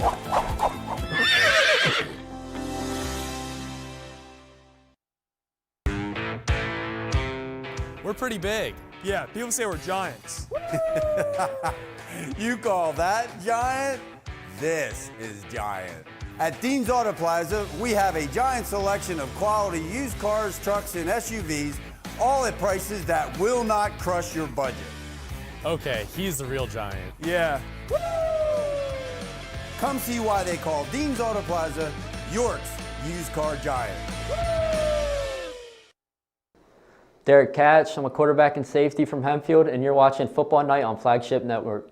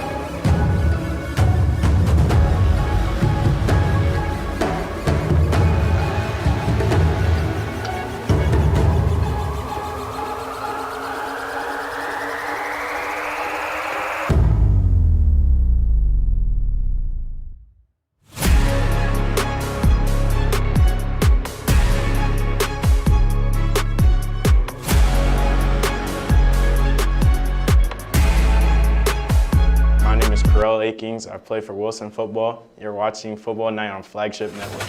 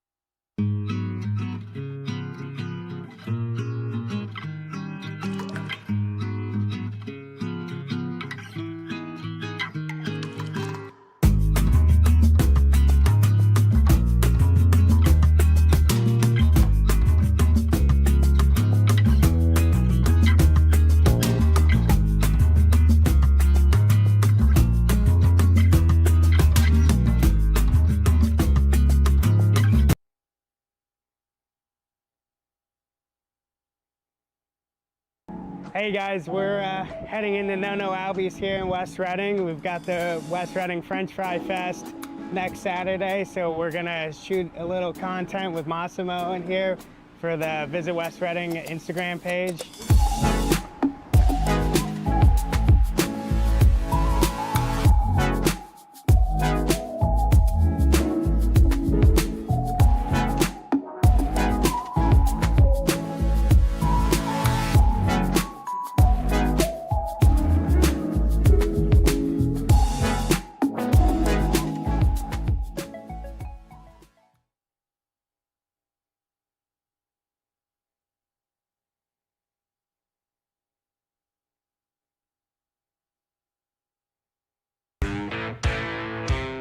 We're pretty big.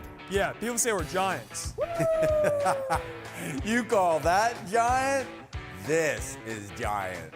At Dean's Auto Plaza, we have a giant selection of quality used cars, trucks, and SUVs, all at prices that will not crush your budget. Okay, he's the real giant. Yeah. Come see why they call Dean's Auto Plaza York's used car giant.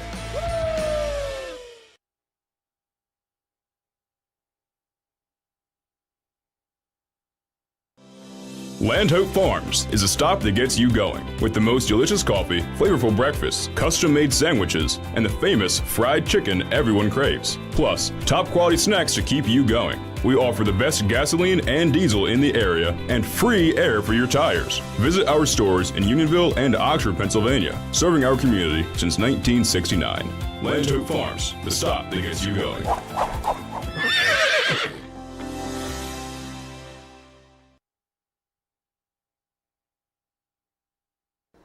Derek Katch, I'm a quarterback and safety from Hempfield, and you're watching Football Night on Flagship Network.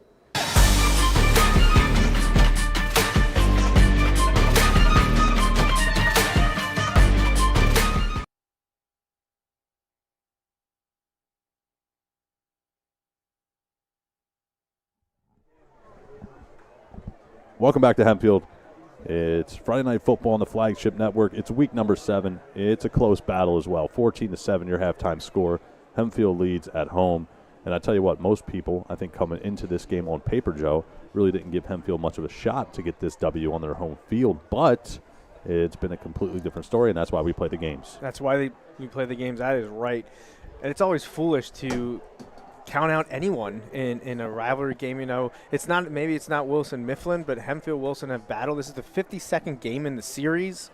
Wow. It's always a big time game. Yeah, they've played every year since 1972, save for the 2-year stint where Wilson dropped down into Section 2. And why was that? Enrollment numbers had dropped off. Fair. Wilson did not want to go down. They were told they were dropping to Section 2.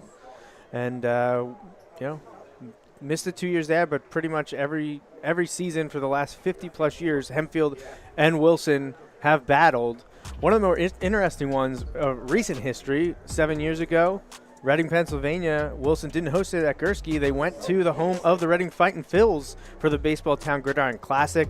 Bulldogs came out on top of that one, 26-16. Got a couple of the Bulldogs from that team on the Wilson coaching staff here this evening. Jack Wagner, Adam Venino were on that victorious Wilson team in 2018, played at Baseball Town. It was an awesome event. It was really cool to see the teams play at First Energy Stadium again like they did back in the 50s, 60s, and 70s. Awesome opportunity in early October 2018 for Hempfield to come to town, play the Bulldogs there. Really fun game. Yeah, this is a matchup each and every year. Both of these teams honestly look forward to, especially when you have played so many years against the same opponent as time goes by. And at this point, Wilson will get set to kick off, and Hempfield will get the ball first as we begin the second half. And if you're a Hempfield fan, you're hoping Derek Katch can keep the ball rolling offensively and stay hot. Field position, at least in my opinion, Joe, continues to play a really important role in this football game as the opening kickoff is, or I should say, as we kick off here in the second half. It looks like, who's that, Caban on that far sideline. Yep, Not too much to work with there. No, Caban fielded the punt, changed directions, went across the field, well covered by the Bulldogs kickoff team. And Hempfield will take over from their own about 15, 16-yard line as we're underway in the second half. Well, you mentioned, at least we talked about the field position and how big of a cog it would play in the outcome of this football game. Right now, starting on your own 16-yard line, not a recipe for success, but give credit to the Wilson special teams, able to have a pretty solid boot there as we begin this third quarter. Let's see what the Bulldogs do now with Abrams in the backfield. Hurt them in the first half. Well, Abrams will get his number called as a rusher, and again, running into a wall on first down. Got to give credit to Matthew Wyatt in on the stop. Yeah, he's become a key cog in that Bulldogs defense, especially in rushing situations, filling in as a sophomore inside next to junior E.J. Brown back. Bulldogs got both of them back next season. But Wyatt comes off the field now as Wilson's maybe expecting them to air it out. Hempfield to go back to the air. It really comes down to number 4. Where is number 4? The spotlight has been on him all season, and he's lived up to that billing here tonight. Yes, 6 catches for 92 yards in that first half, and we expect nothing less, at least, here in the second. Play action pass, catch, loads up, fires down the far sideline, looking for Abrams, and the pass goes incomplete, but another penalty marker is thrown, and Carpenter's frustrated. Yeah, Jaden Carpenter, again, is going to be called for pass interference. That'll be the 8th on the Bulldogs in this game. Frustrated. I know for sure that one at the end of the second quarter against Carpenter, I don't think anyone agreed with on the Wilson sideline. Yeah, that one a little closer. But again, you mentioned it right before that play. Would catch, air it out, and he does. And sometimes not about completing the pass. Sometimes you just need to get the penalty. And obviously we've seen this evening that the refs are going to be calling it very close when it comes to defensive backs and contact on the receivers. So when you have someone, once again, at Hempfield being able to air it out with catch, and Abrams, multiple catches, feature guy, something has to be done to stop him.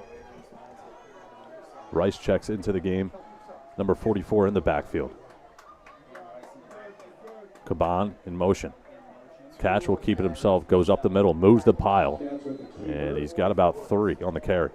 I like what Hempfield's doing here, still trying to keep Wilson honest. Though they could maybe want to change their defensive alignment, mix up their scheme, focus on nickel dime type packages to limit that passing attack, but they're going to say, hey, we'll run it with Rice. We'll run it with catch. We'll make you think you need to keep the big bodies in here, focus on that running game. It's keeping them honest, and it's a key factor here in the second half.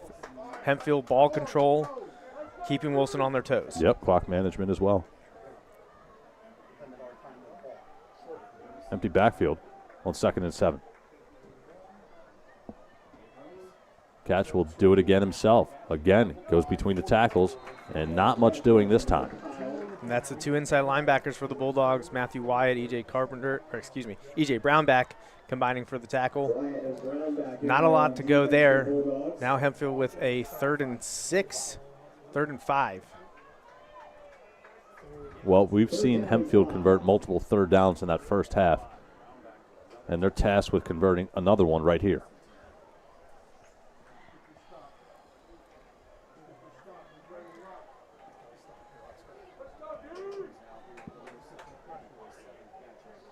Rare sighting from German in the backfield. Catch, quick pass, gets it out, and it's incomplete. He was looking for Abrams yet again, and he was unable to connect with him. And Brownback was on him quickly. I don't think anyone touched EJ coming through the line, forcing maybe a faster pass than Catch wanted to let go.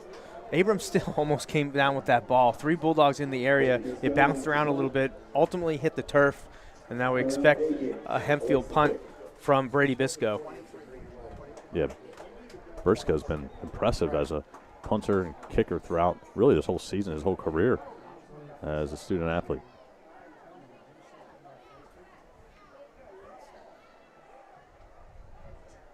Clean snap and a low liner. Bounces around the 30, takes a Hempfield bounce, and continues to trickle inside the 25, and it'll die around the 21. So I think you take that if you're a Hempfield fan. Pretty solid punt there from Bisco, and Wilson will have their first offensive possession here in the third quarter. But again, Joe, you talk about the field position, both teams not allowing each other to have a good starting spot. No, I mean, other than the Wilson interception that they converted to a touchdown a few plays later, that started deep in the Hempfield zone, and then we saw it just before half. Hempfield starting at the Wilson 38. They get a score. Every other drive has been started very deep in your own territory. Having to sustain drives hasn't really happened yet for either team. Let's see if Wilson can flip the script here. Glover goes in motion on first down and 10 from the 22. Young takes the snap, hands off. A-Kings makes one man miss, puts his forearm in another, and he's knocked out of bounds after a pickup of 4, maybe 5 on first down. A-Kings, you know what, I can tell you what, if you're him, you have to feel pretty confident moving forward instead of backward. Yeah, I mean, if he picked up 4 or 5 yards as expected, that's more than double his average in the first half. So that was his 11th rush of the evening. He is now up to 22 yards on the night. So yeah, you mentioned the 1.8 yards per carry at the halftime break. But again, one of his better runs here tonight. Young gets it out quickly. There's Glover finally. Maneuvers past one jersey and finally is brought down momentarily after that. So Glover, who we were waiting to get going there in the first half, finally gets some action. And it's a pretty clean pass, another clean pocket as well for Young. Yeah, before that pass, Glover had just one reception for 2 yards, picked up about 6 there. And now the Bulldogs face 3rd and 2 from their own 31. Yeah, another big opportunity for this Hempfield defensive front to flex some muscle. Can they get off the field on 3rd and 2? We shall see. A-Kings is bottled up immediately at the line of scrimmage. And how about that? Hempfield all game long continues to play aggressive up front, and it has paid off as they work past the offensive line and come up with another stop. It looks like Wilson's going to have to punt yet again, Joe. Immense pressure from the Hempfield front, bringing their 4 linemen and blitzing 2 backers right up the middle, right to where the Bulldogs were running it to try to pick up that 3rd and short. Not going to happen. Chase Herb back for punt number 3. Come on, back to return for the Black Knights. Clean snap. And it's a pretty solid punt. Bounces around the 35. And again, Joe, it takes a Wilson healthy bounce inside the 25. And again, both teams, who's going to blink first with the field position as Catch and company come back onto the field offensively. Yeah. Only 2+ minutes also gone off the clock there on that drive. Caban not fielding that is a huge win for the Bulldogs. We said he averages over 20 yards per return, allowing it to bounce. Good coverage by the Bulldogs punting unit. And now instead of starting at the 30, 35, or 40, they're back inside their own 25. Let's do a quick shout out to our sponsors before the next snap. All right. Dean's, you want it? You take it. Sure, I'll go. Football Night on Flagship Network is presented by Dean's Auto Plaza, Palumbo Foods, Reading Raptors, Paulo's Restaurant, Footworks, Berks County Views. 2 to 4, tackled by 10. We'll get back to it. Too much going on the field. Pass goes incomplete from Catch. It'll bring up a 2nd down and 10. And it was Chase Herb there on the coverage. Fantastic play by the senior safety on that one. And our last sponsor for tonight's broadcast is Land Hope Farms. Land Hope jumped on board this season. Land Hope Bowl last week at Unionville. I was going to say, you guys were there. An explosive battle offensively from both of those teams a week ago. And tonight it's been a different story, but it's been a close one. And Wilson has been tested for one of the few times this season. Biggest test since Bulldogs lost to Nazareth in week 3. Catch wants to pass again. He loads up and fires on the far sideline. He looks for P.J. Poole. Did he catch it? We shall see. I believe he did, and that's an impressive catch for P.J. Poole. That's his first reception of the game, and it's a big one here, and it'll set up a 3rd down and short. Poole really going up to get this one here, Joe. Another pass. It's a crisp one.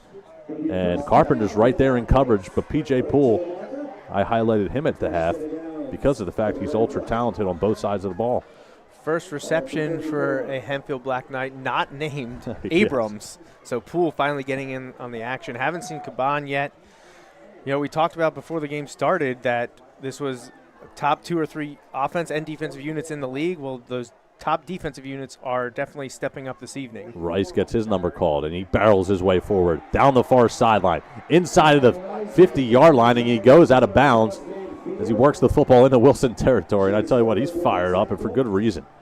Chase Herb, the one that's able to make the stop after a host of Bulldogs get caught inside. Rice gets to the corner, flips the field position. Now they are in Bulldogs territory. Yeah, that's a healthy run down that far sideline there from Rice. And I tell you what, finally, one of these teams is able to get the ball rolling offensively from a rushing perspective.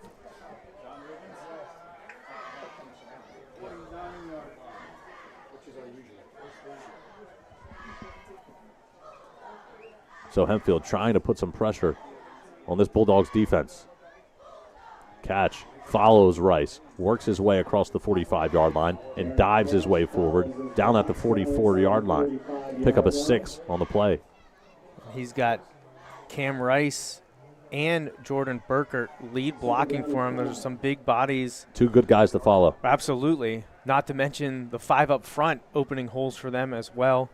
Caden Buckwalter, Blake Eastep, looking good for the Black Knights on the offensive line here this evening. And again, that clock continues to wind here in the third quarter as we near the midway portion. Rice remains in the game. Pistol formation for Catch and company. Crowded line of scrimmage. Low snap, Catch, winds, fires, man-to-man coverage, looking for Poole, and it goes incomplete. Tried to come back to it, wasn't able to do so. Just a little underthrown. Of course, it was an awkward snap and attempted handoff by Catch, who has to reset his feet and launch it downfield. Damian Greer on the coverage.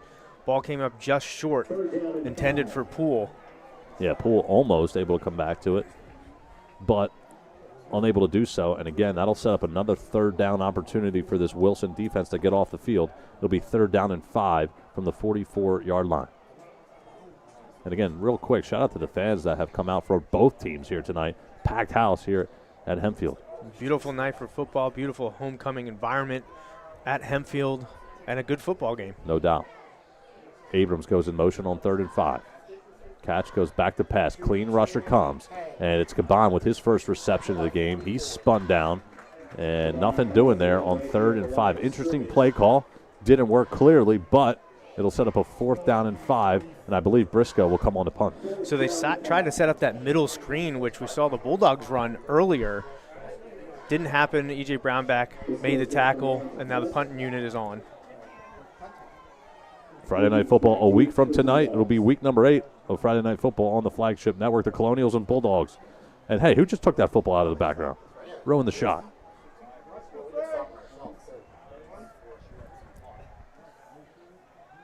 It's all fun, Joe. It's all fun. That Bisco punt is almost blocked. It's a low liner, but rolling in Hempfield's favor inside the 5-yard line. Unbelievable. Briscoe's been unreal as a punter here tonight. Not a lot of PAT opportunities. He's nailed his 2 so far, but in terms of punting, Brady Bisco, excellent again. 5:30 to go here in the third quarter. And I tell you what, this Wilson offense continues to look stuck in mud. And what do you think Coach Doug Doms, as somebody you've known for a while, tells his team in a game like this, favored heavily on paper, losing at the half, and especially, not only that, their first drive stalls out almost momentarily? Well, at halftime, I'm sure he was telling them, calm down, refocus, play your game, play smart football, because that wasn't smart football in the first half when you're getting that many penalties. Almost seems like they got a little frustrated after the rushing attack wasn't working, trying to force some things. And another big hit there on Carpenter, or excuse me, that was Greer.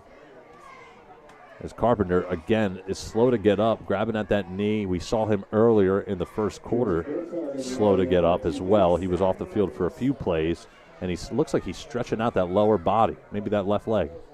Yeah, he took that hit to the shin, came off for a few plays in the first half. He's sticking out there. Jackson Becker checks in at wide receiver. Monty Greer's off. Corell Akings in the backfield now. 2nd down and 8. High snap, Young able to save it. Fires immediately, and it's incomplete. Crowd wanted a flag here. Pass intended for Eli Dean. We're broadcasting from the Wilson sideline, so obviously the Wilson fans unhappy with the no call. But if you're Hempfield, you have to like what you see. 3rd and 8, you set up shop deep in Wilson territory, and if you can get off the field here, you force a punt yet again, possibly from the Wilson end zone. And that worked out well for Hempfield the first time this happened. This time, Akings to the left of Young. Young jump throw in a way, and that's just not a good decision, but a late hit. And the penalty marker flies. That was Williams, who got away with one on the last play. This time, not so lucky. I'm thinking that's going to probably be unnecessary roughness. I don't think it's going to be pass interference. I think it's a hit well after the ball was thrown over his head. This is a huge call. Personal foul call against Hempfield. Well, you were right, Joe. It's a personal foul. It's going to go against Williams. It was a late hit after the ball went incomplete. And you hate to see that if you're a Hempfield fan, because you had Wilson backed up deep in their own territory on a 3rd down, regardless of the situation. It's going to bring up a 1st down and 10. So the Bulldogs survive on penalty there, but they are missing a few playmakers on offense. Jaden Carpenter not out there at the moment. That's why Jackson Becker had checked in. Brady Matisic also on the field with Eli Dean and Michael Glover. Corell Akings in the backfield. So 4 receivers, single back. Can Wilson get anything going on 1st down? Young again with a clean pocket. Looks to the right side. He's got Akings. Akings still trying to make a couple of men miss. And he just charges his way forward towards the 30-yard line. I think there was just a little too much space in between Akings and the defenders to try to make some men miss. But he'll take the chunk play. Under 5 to go in the 3rd quarter. And I'll tell you what, Joe, if Wilson's able to make something happen here on this drive, you've got to look back to that Williams penalty. Oh, 100%. That was a big call. Gave Wilson life. Like you said, we're going to have to punt from their own end zone. Instead, their drive continues now. Pick up big chunk yards on 1st down, 2nd and short. There's a lot of things in your playbook you can run. Glover out there as a lead blocker. And a pretty healthy carry up the middle on 1st down. Hey, anytime you get 4 or 5 yards on 1st, you got to take it. It's Akings who continues to get fed here in the 3rd. Bulldogs 1st down. A sustaining drive. Maybe gas the Hempfield defense a little. They've been getting the best of the team so far. I mean, really, Wilson hasn't put together a drive yet this game. No Their doubt. scoring drive was short after the interception. And again, they've just been bottled up deep in their own territory consistently. 1st and 10. Glover, who we saw work well on this carry in the 1st quarter. Different story here, but he will take 6 on 1st down. So Glover using his legs again. A lot more opportunities on the ground than through the air. He's used to being a threat through the air, just haven't been able to connect this evening. I mean, Glover listed at 6'3", 223 and chiseled. It's a chiseled 6'3", 223. I'm surprised he's not getting fed a little bit more, but we shall see. Plenty of time to work with here in the 3rd quarter and beyond. He was a two-way beast. Played a lot at tight end last year as a sophomore. Sparingly on defense. This year, he is out there every play, offense and defense. Well, he'll get the carry yet again. Turns the corner, puts his head down, and works his way near the 50-yard line. Back-to-back carries, back-to-back positive plays for number 15. Michael Glover was in attendance at the Penn State Whiteout, one of the recruits up there to take in the game against Oregon. Unfortunately for the Nittany Nation, didn't go their way, but I'm sure Michael Glover had a fantastic time taking in the environment, big-time D1 program. Yeah, if there's one game you're going to go to at that campus, can't pick anything better than the Whiteout, unless, of course, one year they're able to knock off Ohio State up there in Happy Valley. We shall see. We'll find out in a month. Akings is met again, Joe, immediately in the backfield, and he just cannot get anything going. And the crowd in front of us is starting to groan a little bit, that being the Wilson fans here tonight. I think they were wanting possibly maybe a horse collar flag, but I don't believe he had gripped it from behind and he didn't use it to pull it down, so they weren't going to get the call on that. Jaden Carpenter, good news for Wilson, back on the offense for the Bulldog. Jackson Becker does stay out there.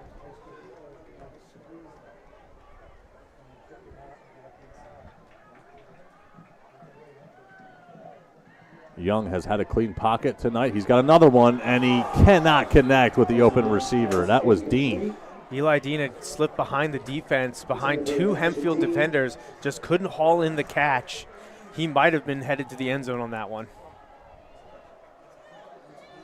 Yeah, no doubt about it. You see the replay right here. He had 3, maybe 4 steps on the D-back. And I tell you what, German went with the incompletion signal. That's too smart to do when you're beat by 3 steps. But nevertheless, it does go incomplete. And Dean obviously frustrated with himself. Clock stops with 2:20 to play in the third. It'll bring up a 3rd down and 10. Big play here, obviously, for the Wilson offense. Can they keep the drive alive?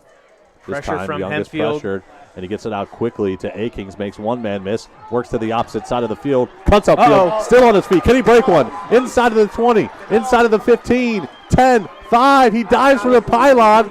No signal He's yet. gonna be just and short. he's just short. What a move for Corell Akings. So we actually saw him do this in the game last week. And guess what, Max? It came back on a flag. But he had broken through the Mifflin defense, zigzagged around the field, took it into the end zone, came back on a holding penalty. But he does it here again tonight. He's so shifty and he has such great vision that he set up his offensive players to get downfield and set blocks, cut across the field. Just couldn't quite get there near the end. Comes up about a yard short. But now Bulldogs threatening, looking to tie. Have to give Mason Young credit there, too. Recognizing the pressure, gets the ball out quickly, and lets his playmakers do the rest. So it's a 1st down and goal from the 1-yard line. Looks like there's going to be a legal substitution on the Bulldogs, though, here. Yeah, at the end of that play, it looked like Akings needed a breather, and he was signaling to the sideline. So it's a 5-yard penalty. It'll back up the Bulldogs to the 6-yard line of Hempfield. So many storylines to think back on as far as the plays go. You have the penalty on Williams to keep the drive alive. You have the big play by Akings, but now the penalty, and that has told a story also here tonight. A big front for the Bulldogs here. They got Braden Farrell and E.J. Brown back in with Mike Glover. As Greer goes forward towards the goal line, and he's tackled just shy. It'll be a pickup of 5. Wilson wants to work quickly. Got back the penalty yardage, but now you have 2nd and goal from the 1. Looks like the big package is going to stay in there. Farrell back up tight end, Brown back, normally inside linebacker, big-time fullback, lead blocker when needed. You don't see a lot of fullback in high school football these days. Harding is in the backfield to the right of Young. He gets his number called. He dives forward, and he's into the end zone for a Wilson touchdown. And he is an incredibly tough runner. He seeks out contact. So having that Hempfield defensive front fly through, he wasn't going to just go down. He was going to lower his shoulder and cross that goal line. So Harding puts the Bulldogs within a point here. Well, it's not Akings, it's not Glover, it's not Greer, it's Harding who gets his first touch of the game and finds pay dirt.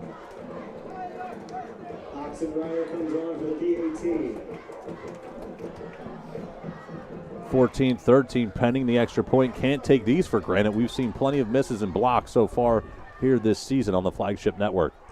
Clean snap, clean hold, and it goes through the uprights. And we are tied yet again here tonight at Hempfield. It's 14-14. We'll send you the break and be back after this.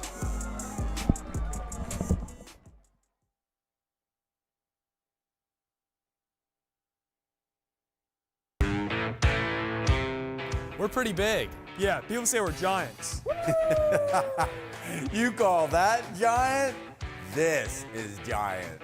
At Dean's Auto Plaza, we have a giant selection of quality used cars, trucks, and SUVs, all at prices that will not crush your budget. Okay, he's the real giant. Yeah. Come see why they call Dean's Auto Plaza York's used car giant.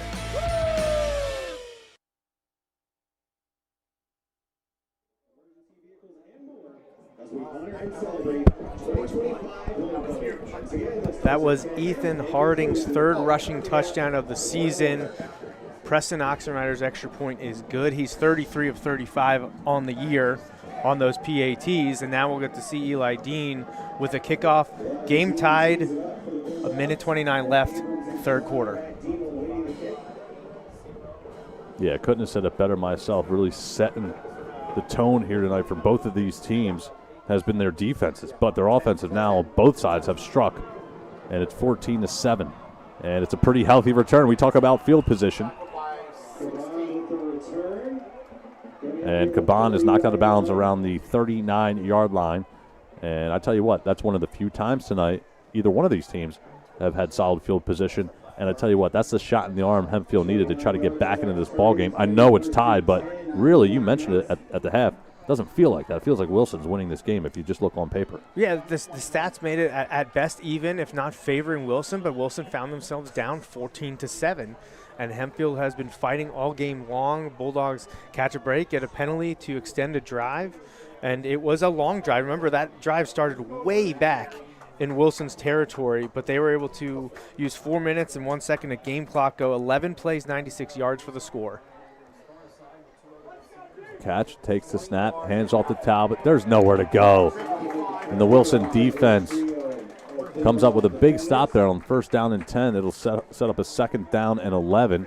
Obvious passing situation, but Catch has shown the ability here tonight to answer. Malachi Tolles is having a nice game at defensive tackle for the Bulldogs. He was helped by defensive end Mel Gaston and, of course, inside linebacker E.J. Brownback, who at halftime led the Bulldogs in tackles. As is expected, he's usually close to double digits every single game in that Wilson scheme. If you get a stud inside linebacker, he's going to help you win a lot of games. Catch remains in the shotgun. P.J. Poole off the field on this play. Catch, clean pocket, fires, it's intercepted. That's Braden Farrell, sophomore outside linebacker. He's going to take it to the house. Touchdown Bulldogs, and all of a sudden the momentum has shifted.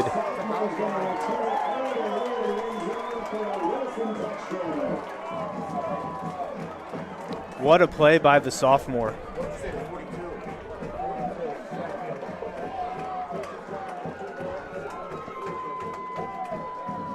You're going to see a replay of it right here. I mean, really, Catch is forced to throw that football on 2nd and long, and he had a clean pocket, tried to get rid of it a little too quickly into a tight window, and it's picked.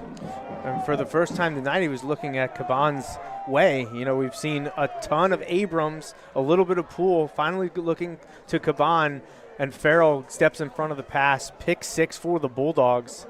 Oxenrider on for the extra point. And it's good. 34 of 36 for the freshman place kicker.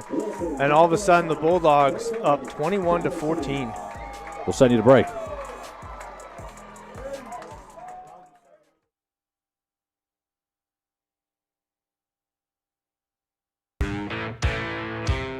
We're pretty big. Yeah, people say we're giants. You call that giant? This is giant. At Dean's Auto Plaza, we have a giant selection of quality used cars, trucks, and SUVs, all at prices that will not crush your budget. Okay, he's the real giant. Yeah. Come see why they call Dean's Auto Plaza York's used car giant.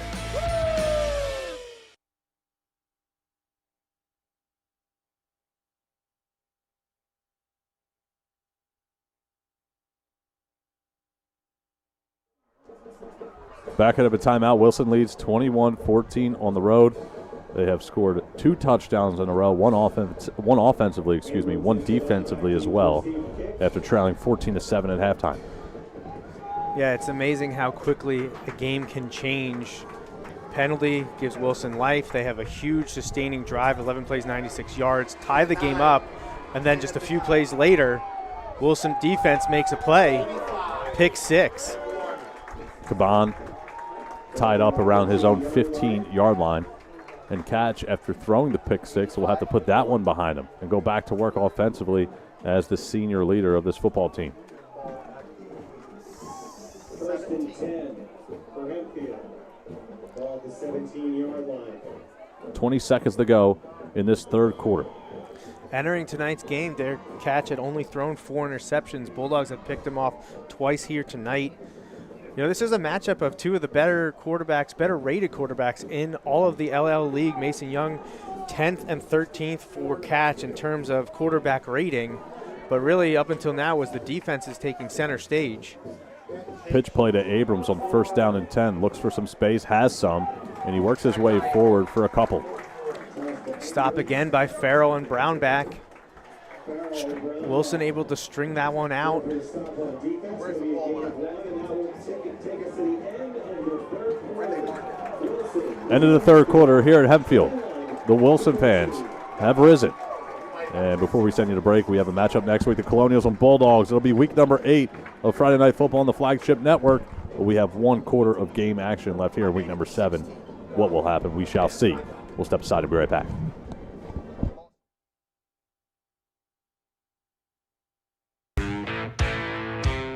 We're pretty big. Yeah, people say we're giants. You call that giant? This is giant. At Dean's Auto Plaza, we have a giant selection of quality used cars, trucks, and SUVs, all at prices that will not crush your budget. Okay, he's the real giant. Yeah. Come see why they call Dean's Auto Plaza York's used car giant.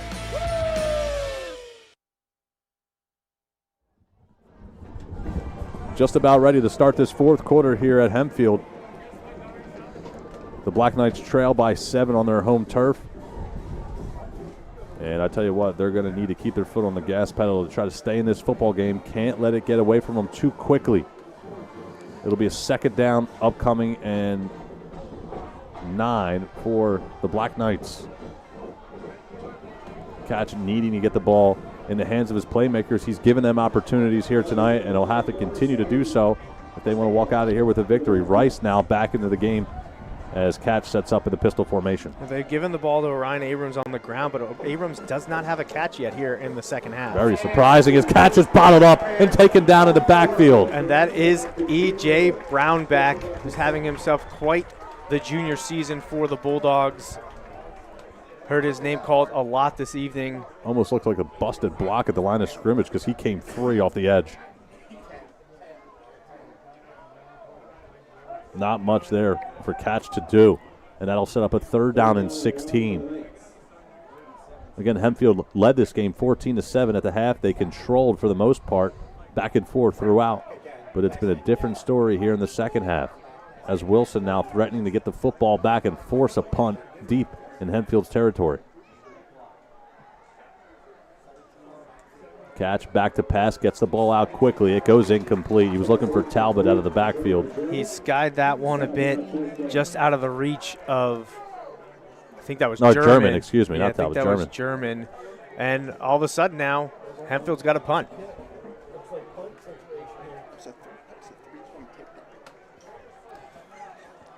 Three plays, -7 yards on that Hempfield drive. Unfortunately for them, not the response that they needed to seize momentum again. A lot of energy from the Bulldogs at the moment.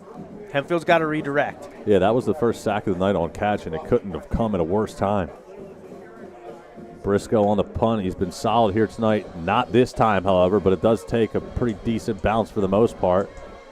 And all of a sudden, Wilson not only with a couple of big stops defensively, but they have great field position and will start their next drive at the Hempfield 45-yard line. So the momentum has clearly shifted here tonight. You saw some Hempfield players kind of run by the football there. Akings moved up as if he was going to pick up the ball and run with it.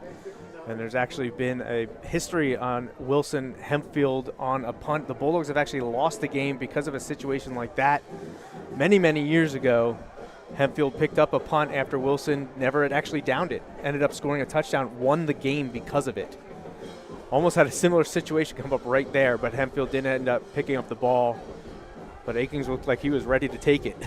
Well, we'll see if Wilson's able to run the football effectively. They haven't been able to do that tonight, but in this situation, we expect to see some runs, and I speak too soon as Young proves me wrong, and he finds his receiver down the near sideline, and it's a late hit out of bounds, and there's the penalty marker as Dean caught the pass. Yeah, Eli Dean with the catch. He was a few steps out of bounds on the white when he's hit by the defender. That was Logan Doherty on the coverage. I just honestly, I don't think he saw that he was out of bounds. I think he knew it right away. Well, if that yardage we expect, well, I should say the penalty probably will be added on to the play. About a 20-yard pickup there on the first down play by Dean. So that's Dean's. Ball, personal foul on defense. It's the distance to the goal. First down. Yeah, that's half the distance to the goal. And now, all of a sudden, you mentioned how field position has played a massive role in this game. You start at the 45-yard line. If you're a Wilson fan, obviously that's awesome, and you haven't seen that tonight. But just like that, a chunk play and a penalty, and you're threatening. Big plays, turnovers, and penalties, and it's all gone against Hempfield this second half, really since just the end of the third quarter, the last few minutes. Pitch play to A-Kings, penalty marker flies. I believe this one might be coming back on a hold. So you had the penalty that gave Wilson more life to have that sustaining drive to get the touchdown to tie the game. Then you have Hempfield throw an interception, a pick six, give momentum to him. Now you have a penalty giving Wilson even more life, extending a drive after a nice catch by Eli Dean. And immediately Wilson has a penalty, holding on a touchdown run. Yeah, it's amazing how quickly the tides have changed in this football game. It goes against Glover. He's shaking his head in frustration, doesn't agree with the call. But it'll be a 10-yard penalty, and it'll back up Wilson just a little bit. With 10:46 to play in this fourth quarter, Wilson leads by 7. Hempfield's defense has been tested throughout. They have answered the majority of the time. And they're going to have to do so yet again to keep their offense in it. I believe Coach Doms is saying that they're setting up the football wrong. The holding is a spot foul. It's 10 yards from the spot of the foul. I doubt that holding was back at the line of scrimmage. He threw it downfield. Well, we'll check. Yeah, they're moving the ball forward. That was an improper spot after the penalty. They went 10 yards from the line of scrimmage. It should be 10 yards from the spot of the foul. Coach Dom's on top of that. As you should be with 50 years of experience. That's right. He's seen that a fair number of times. No doubt. That's a serious beard there from Coach Doms. Every time I see it, it's like, wow, that's a nice beard, you know? Well, you know, he stops. And a full head of hair at his age. How about that? Legend has it he stops trimming it once the season starts and doesn't cut that. it again until the season's over. So Wilson usually playing into November. Regular season and postseason beard. Young, clean pocket, has all the time in the world, escapes one man, still on his feet, gallops towards the far sideline and runs out of bounds. Gets him out of bounds. It's a pretty cool setup there on that far sideline with the fans on the hill, the grass there, Joe. I like that. I do like that. Whenever you can provide a nice environment for your community to watch a football game, it's a great crowd. You mentioned it a few times. Hempfield homecoming, solid football game. Just great night here in Landisville. Yeah, very nice campus here at Hempfield. You have the opportunity to sit on the grass. Plenty of fans in the stands as well. 2 press boxes. They got food. And right now we have Wilson threatening on the football field as he hands the Glover, that being Young, and he's brought down. He actually upended his teammate there, who is slow to get up, right into the back. Looked like maybe that right guard. I can't see a number yet. 63, that is. That is the left guard, Preston Simons. Yeah, Simons is slow. You see him favoring that right leg. He got he's rolled battled up some on. injuries this year, so you don't want to see him aggravate anything. Play clock down to 20 go. seconds, and Young still getting the play from the sideline. A-Kings to the right of Young. He goes back to pass. Pump fakes, fires, end zone. It goes incomplete. He had Eli Dean. Couldn't quite get overextend for that pass. Just a bit off the mark. Looks like the Bulldogs are going to attempt a field goal.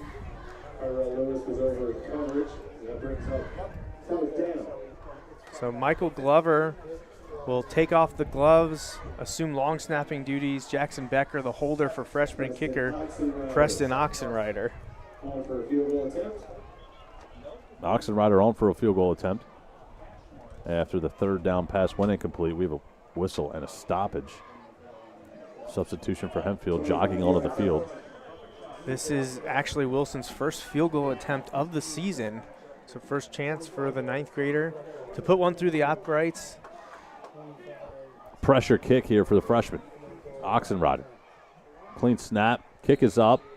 And it's good. It is good. So that is forced to a two-possession game at this point in time with 9:55 to play in the fourth quarter. Wilson 24, Hempfield 14. They'll get the ball back after this.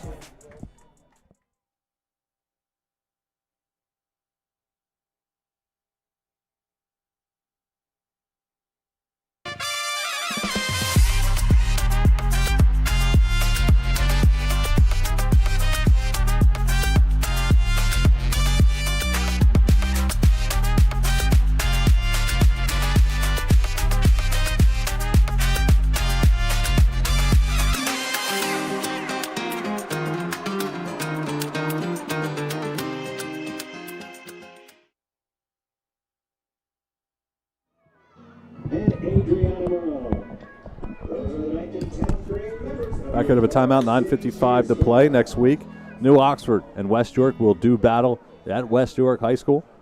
It'll be week 8 of Friday Night Football on the Flagship Network, the Colonials and Bulldogs, as we continue here in 2025. Every week it feels like we have a great game. Me and the producer, Brandon, were talking about that off screen earlier tonight. It's been crazy to think about all the different games and all the different outcomes we've seen: blowouts, close games, blocked extra points, blocked field goals, pick sixes, deep shots for touchdowns. It's been super fun, and it's not close to being over just yet. Kickoff. Caban back to return. Fields inside of his own 10-yard line. Fakes the pitch, stays on his feet, and charges towards the near sideline. Cuts upfield, still with some space to work with. Stays on his feet inside of the 40-yard line and hammered out of bounds. A couple of bodies go down. Hopefully everyone's okay. And I tell you what, Caban, got to give him credit. Hasn't been asked to do a lot offensively here tonight, but the returns are a different story. He's been pretty solid. A dangerous returner. Gives them good field position once again. If they're going to make something happen, they're very close to midfield already. First and 10 for the Black Knights with 9:42 remaining in the fourth. Caban does have a kick return touchdown on the season. He averages almost 25 yards per return, and you saw why right there. Dangerous, dangerous player. Talbot, the backfield now. Catch in the shotgun. Need an answer quickly. Abrams has some room to work with as he maneuvers his way towards the 50-yard line.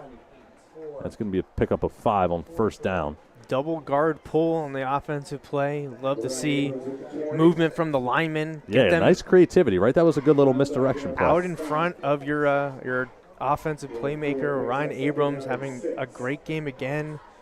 Still don't know that he has a catch in the second half, though, but using his legs here to make a difference. Nice 4-yard pickup on first down. P.J. Poole limping out of the huddle, and he lines up on the bottom side of the field. Pressure shown at the line of scrimmage.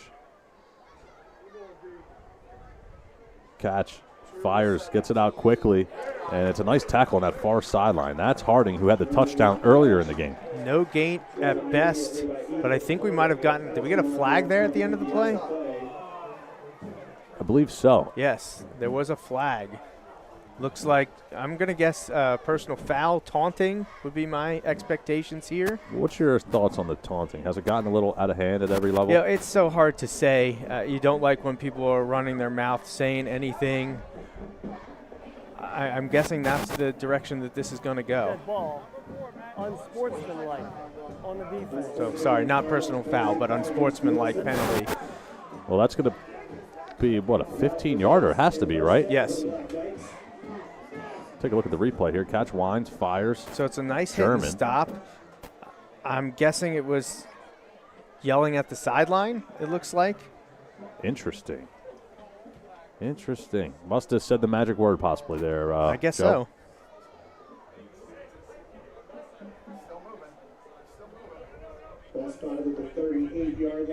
Well, that's a big penalty. 15 yards at that. Ball will be spotted at the 38-yard line of Wilson, and Catch and company still trying to answer quickly here as there's only 8:49 to go in this fourth quarter.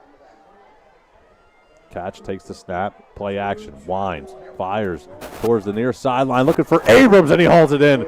Big time play. The connection by Catch and Abrams on display right there. And once again, a penalty helping to extend the drive. Now, I know Hempfield wasn't facing a possible fourth down after that stop, but they were facing a third and long. back 15 yards more. Unbelievable over-the-shoulder catch here by Abrams. We knew you weren't going to keep him quiet forever. Right. Ball is now marked at the 4-yard line. Can't disagree with that. Rice back into the game at the tailback spot, listed at 6'1", 245. Catch, hands it to him. He goes up the middle. He's met immediately by 4, maybe 5 white jerseys. Pick your poison on the tackler. Brown back and Wyatt once again. Wilson defensive line commanding blockers, allowing the linebackers to scrape through, make a stop. Even thrown for a loss. Loss of 3 on the play. It'll bring up a 2nd and goal from the 7-yard line. I'm thinking maybe Catch using his legs here to try to create something. Could be a possibility. We saw it happen earlier in the game from short yardage. Talbot flanks Catch in the backfield. Pre-snap motion. Catch back to pass. Man-to-man coverage, bottom of the screen, and Abrams turns and scores.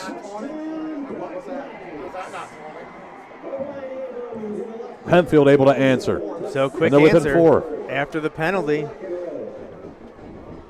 A lot of ball game left to go. 7:40 to play, 24-20, pending a Hempfield PAT. Nasty route there by Abrams on the go. And then stopped and just left the corner in the dust. That was Greer on the coverage. Brady Bisco on for the PAT. One of the more automatic kickers in the area. Kick is up, kick is good. And just like that, Hempfield able to crawl back within 3 with 7:40 to play in the 4th quarter. This is a fun one here tonight at Hempfield.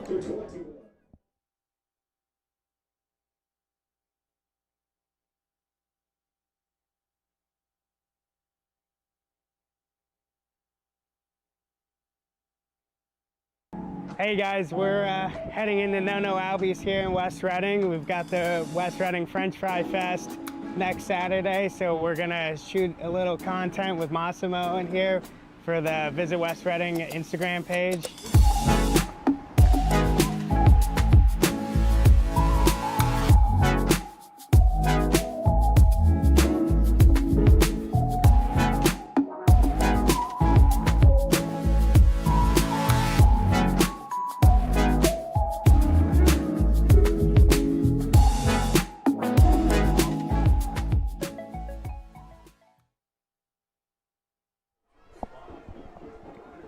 Three-point game as we come out of this most recent timeout. 7:40 to go in the 4th quarter. Bisco is set to kick off.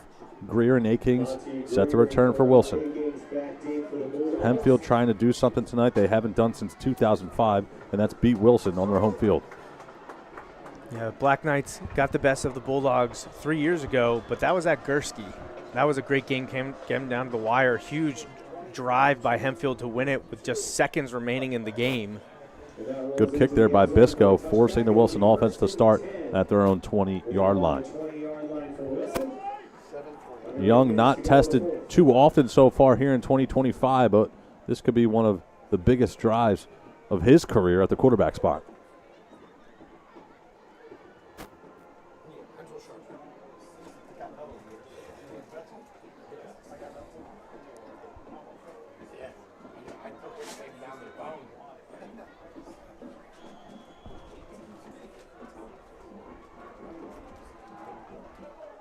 Four wide receiver set on 1st down and 10 from the 20. Quick pass to Akings with some blockers out in front, but there's a penalty marker down. Of course, there's another flag on this play as well.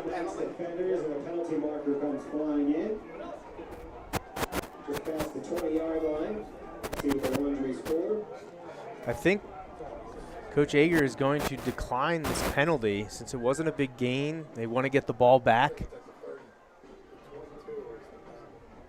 Now he's checking. Discussions ongoing with Hempfield coach. In his 6th season here with the Black Knights, now he's going to decide to take the yardage, push him back. I think it's probably the smart thing to do, especially starting at their own 20-yard line. If you're Hempfield trying to get back in this game, might as well push them back 10 yards. On the offense.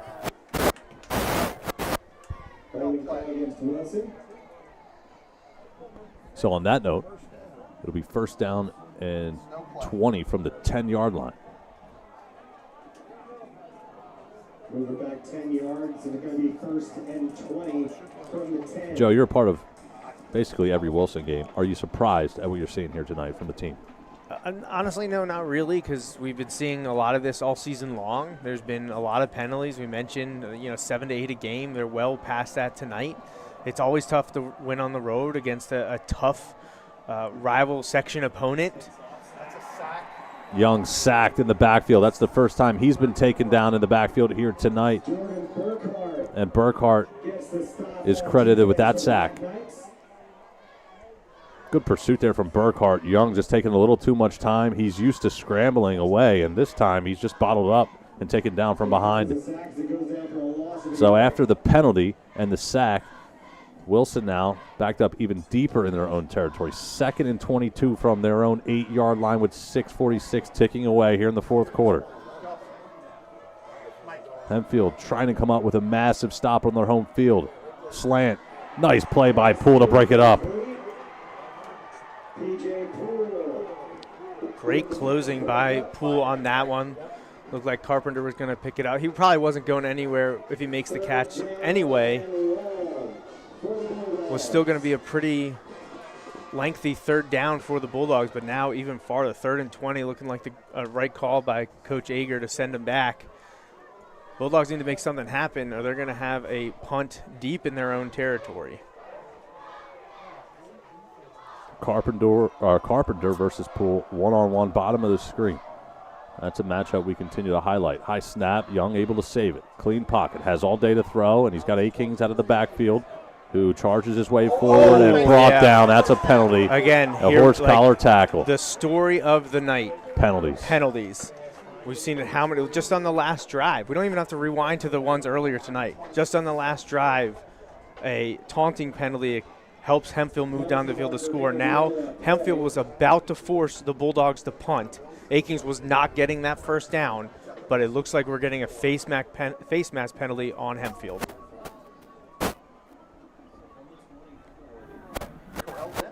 Personal foul, forced collar. Okay. Number 25 on the defense. First down. So not a face mask, but a horse collar, personal foul, automatic first down. And it goes against Kyrell Lewis, who's been one of the bright spots for this defense tonight for Hempfield as well. A little bit quieter here in the second half, was all over in the first half, but probably their best performer on defense tonight. Just unfortunate for him. I agree.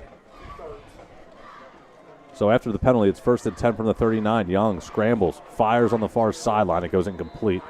Again, pressure up the middle, not a lot of protection. Young's got to roll out. He doesn't have time to set his feet and isn't able to get the ball to where it needs to go. Well, clock stops. And from my perspective, I saw this Hempfield team earlier this season on the road at Governor Mifflin. Their defense from that point to tonight is night and day.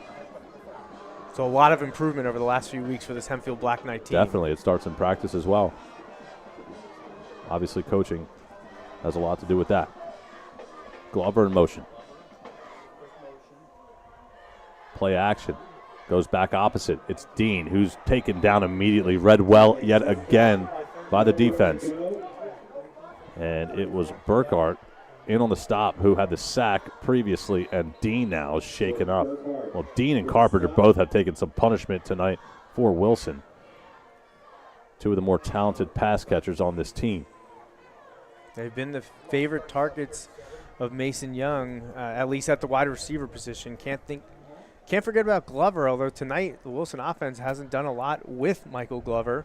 Has some rushes, a few catches, nothing major. He's honestly done more with his legs than his hands tonight. So Wilson still trying to capitalize off of the horse collar penalty, but have to do something quickly now. It's 3rd down and 11. Under 6 to go. We have reached the midway point of the fourth quarter. So Eli Dean, because the whistles had blown it down when he was struggling to get up, has to come off the field. Brady Matisic checks in for the Bulldogs on this important 3rd down. Young goes back to pass on 3rd and 11. Clean rusher. He's pressured. He fires. He's got his receiver. And it's Jaden Carpenter. And it's Carpenter who goes down the middle of the field trying to push the gas pedal, and he does to the floor. Touchdown, Wilson. And that is what Jaden Carpenter can do for you. He's an immense athlete, one of the best in the States in track and field, fantastic sprinter. He takes that nice pass, a lot of patience from Mason Young, gets it to Carpenter, slips the tackle, splits the defenders, and there are not too many people that are going to be able to catch him on a football field. Yeah, you had Young, who knew he was feeling that pressure from the right side, stayed in the pocket, and he took a shot, but it was worth it. And it's 6 points for Wilson. 63-yard touchdown score. Young to Carpenter, extending the Bulldog lead to 9 pending this PAT by Preston Oxenrider. Just what the Bulldogs need. Clean snap yet again. Kick is up. Oxenrider able to boot it through. 31-21, Wilson. Ramel Lyles has been close to blocking the last 2 PATs, as well as the field goal from Oxenrider. We'll keep things here with it being now a 10-point game.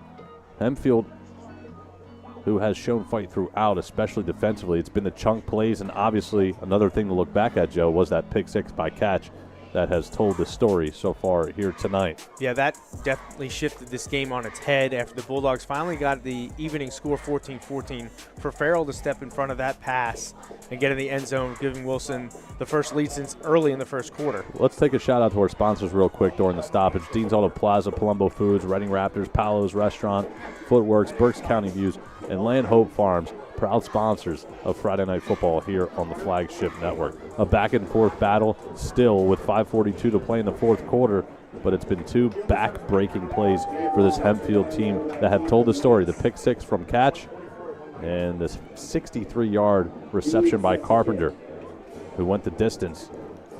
And now Wilson with a stranglehold on this football game. Bulldogs now almost doubling up Hempfield in terms of total yardage. 365 to 194. Of course, the big story is the penalties. Bulldogs have been penalized 12 times for 124 yards, and there's still 5 minutes and change left to go in this one. However, Wilson does leave 31-21.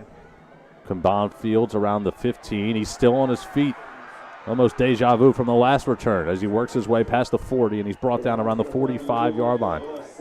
As Jerkovich in on the stop, but not after Caban gets out close to the 45. Like you said, almost exactly the way the last kickoff return went. 5:30 to go in the fourth. Hempfield still with 3 of their timeouts remaining. And that was number 59, Caleb Hernandez, slow to get up as he jogs his way towards the sideline. Needless to say, Hempfield needs a quick score and a stop. Still very much in this football game with 3 timeouts remaining. Poole still favoring that ankle. Abrams has been the go-to man tonight, number 4 in the black jersey for Hempfield offensively. Catch calls his own number, maneuvers past a couple of bodies, works his way forward, and he's going to pick up about 3 on the first down rush. Up to the 48-yard line. Interesting play call there with 5:42 remaining. Just like that, play clock's down to 5:11, 5:10 and counting here in the fourth. Officially goes down as a 2-yard pickup, and it's 2nd down and 8 from the 45. Yeah, you're right. You mentioned it earlier. P.J. Poole is definitely limping as he runs out to the line of scrimmage each time. He's a little dinged up.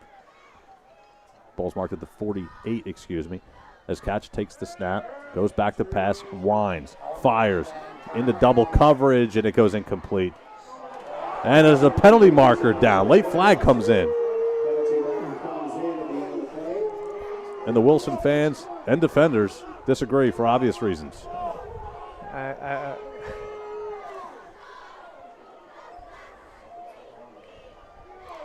So it's going to be pass interference on Wilson once again. Pass interference called against Wilson. Indeed it is. It's a 15-yard penalty. And also, Joe, you think about some of these passes tonight from Catch, they've been underthrown, and that's probably one of the main reasons why it was PI there is because Abrams is trying to work back to the football, and ultimately it's PI. This is very reminiscent of the game 2 years ago. There were a lot of penalties 2 years ago, including following a Wilson interception. The refs took more than 5 minutes to get the game going once again. There had actually been a change of possession. The Bulldogs offense was ready to start. They dropped the flag and gave the ball back to Hempfield. 1st and 10 from the 37-yard line. First and 10 from the 37. It's deja vu for the Bulldogs. It is. You gotta. I mean, they're calling every single thing. You've got to be very careful when covering these receivers. Abrams. You have to be able to adjust to that. No doubt, and it's been one of those back and forth games, but when you think about it overall, Hempfield's defense, in my opinion at least, has played pretty well tonight. And then you look up, they've given up 31 points, obviously only 24 technically with the pick six being involved, but Abrams has been fed a handful tonight, double-digit catches now for Hempfield. He's got to be close to it. You know, he came into the second half with 6. He's got at least 4 or 5 here, so well over 100 yards, couple touchdowns. Catch, loads up yet again, fires. Abrams trying to work back, trying to work back to the ball, and he catches it inside of the 5-yard line. P.J. Poole's been quiet here tonight, one of the star receivers for Hempfield, only his second catch of the game, but it's a big one here late stages of the fourth. First down and goal from the 3. Ball's marked at the 3-yard line. Hempfield needing a quick score and a stop. Fantastic fight by Hempfield here. Every time Wilson thinks they're delivering a knockout punch, they just keep fighting back. And that's the way it's done. Abrams in motion. Talbot gets the carry. Goes up the middle. Dives forward. No signal yet. And he's in. Touchdown, Hempfield.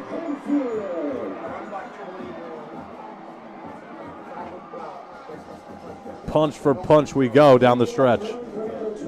So we're back to a one-possession game. 3 minutes 45 to go. Big extra point upcoming as well. Both teams with all their timeouts. We're in for an electric finish. Got to give credit to Catch, too. Continues to whine and fire and give his receivers opportunities to go up and make plays, and Poole with one of the bigger ones we've seen here tonight. So 4 plays, 54 yards, only took a minute 45. Kick from Briscoe is good. And Hempfield yet again has pulled to within 3 points with 3:46 to go in the fourth quarter.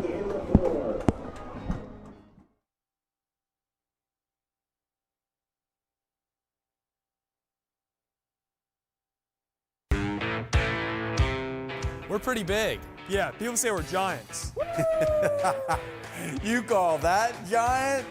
This is giant. At Dean's Auto Plaza, we have a giant selection of quality used cars, trucks, and SUVs, all at prices that will not crush your budget. Okay, he's the real giant. Yeah. Come see why they call Dean's Auto Plaza York's used car giant. Winner over effort of 33-21.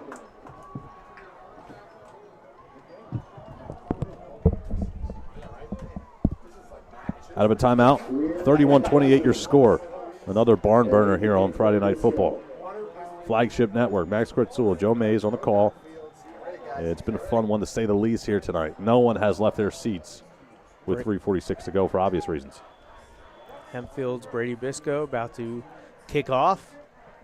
It's a good one. Man, does he have a leg. Laser and Greer Fields is goal line, but I think it's going to be a touchback.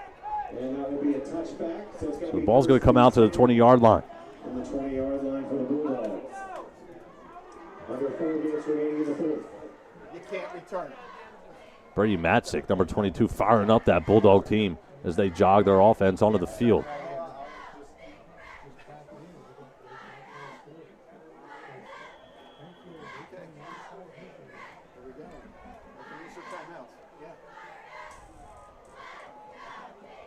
Well, you got to love games like this as the calendar has flipped to October. 3-point game. Glover in motion. First and 10 from the 20. Young scrambling. Keeps it himself. Pushes his way forward across the 25-yard line. Good decision by Mason. Good play all around. Almost looked like they were using Glover as a diversion. Hey, Hempfield's been able to shut him down tonight, not giving him a lot of space. A-King's slow to get up. We'll take an injury timeout and step aside. We'll be right back after this.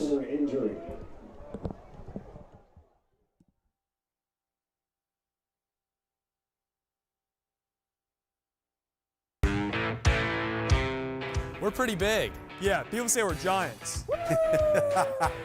You call that giant? This is giant. At Dean's Auto Plaza, we have a giant selection of quality used cars, trucks, and SUVs, all at prices that will not crush your budget. Okay, he's the real giant. Yeah. Come see why they call Dean's Auto Plaza York's used car giant.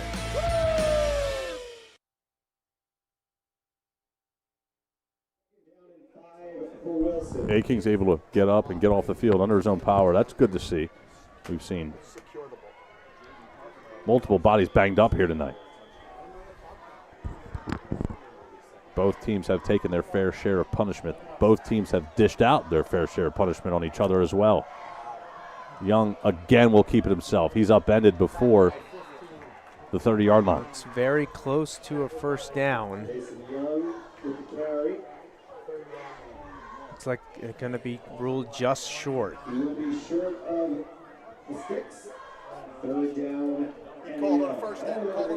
Wow. Okay, so originally it was marked short, and the referees just signaled first down. So Young calls his number on back-to-back plays, picks up 10 yards, picks up a Wilson first down with 3:09 ticking away here in the fourth quarter. So far, the recipe has been to milk the clock here on this possession, and clearly, so far, so good. Hempfield now has to think about using those timeouts. Have to expect Wilson to keep the ball on the ground as well. Under 3 to go. Young using all of that play clock. Hands to Glover. Works toward that far sideline. Still on his feet. And he dives out of bounds. Does the clock stop? No. It winds. And now he wound have a whistle it. and a timeout. I think it was a timeout by Hempfield to stop the clock. And that's their first with 2:34 to play. So Glover working sideline to sideline. Don't want to see that, but heads-up play.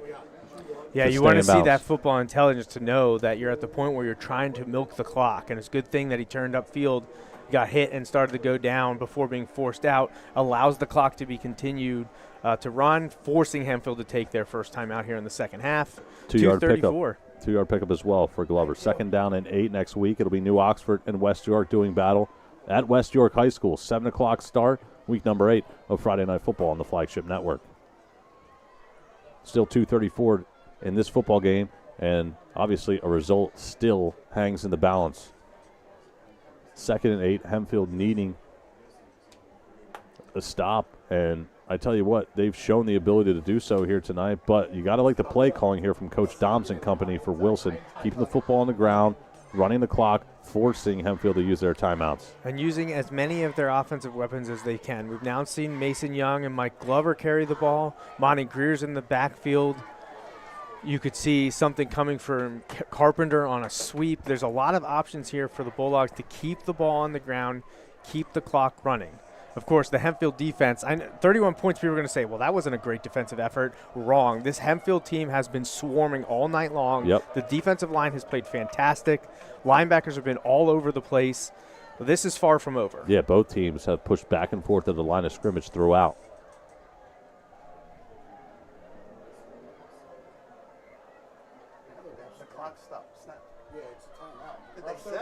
Second down and 8 coming out of the timeout.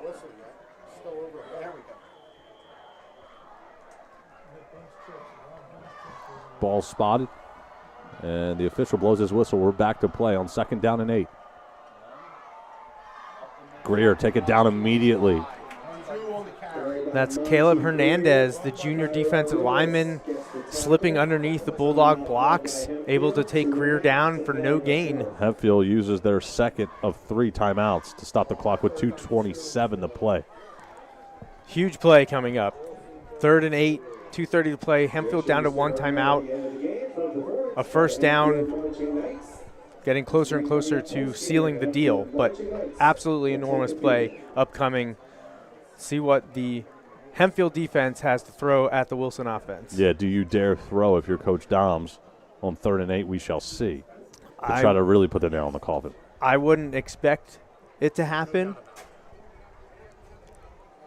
Be interesting to see which way they go. I think you're going to probably focus. You're going to try to draw something up for Mike Glover. He's the one that can make something happen. He's probably the one that's going to get you the most yardage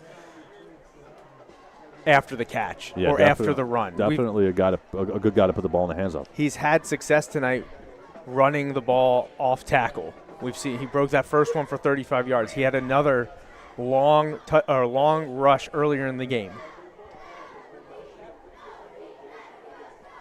Third down and 8.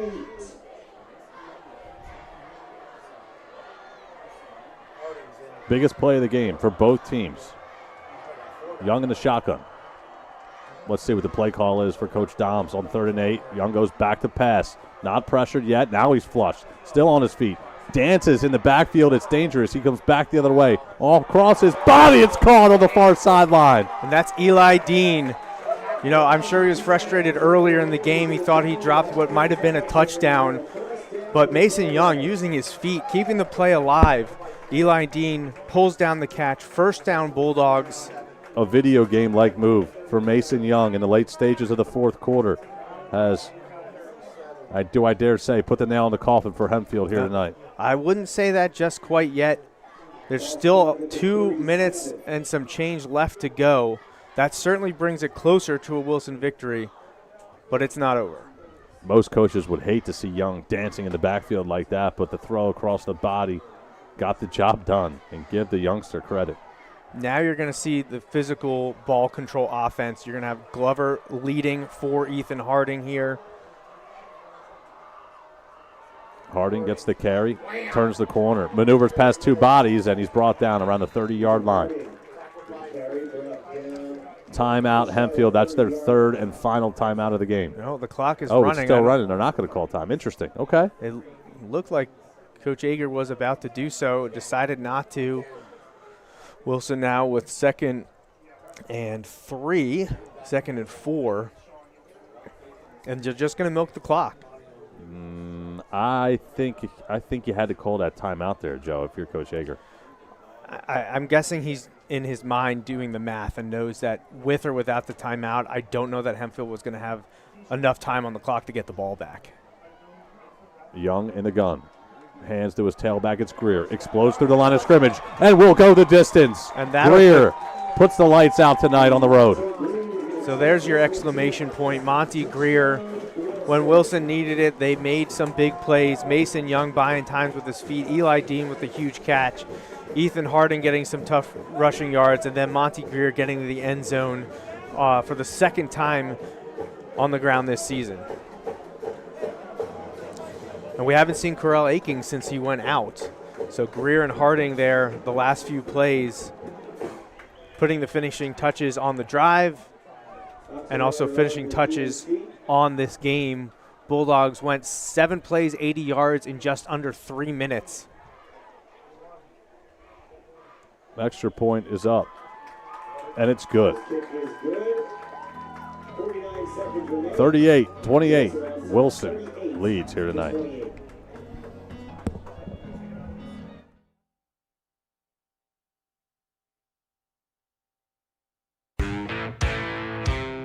We're pretty big. Yeah, people say we're giants.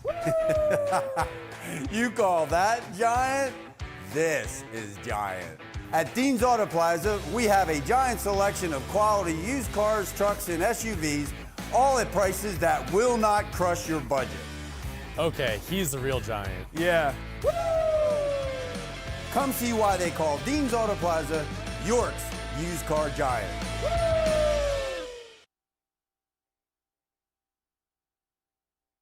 I'm Jordan Burkhart from Hempfield, and this is Football Night on Flagship Network.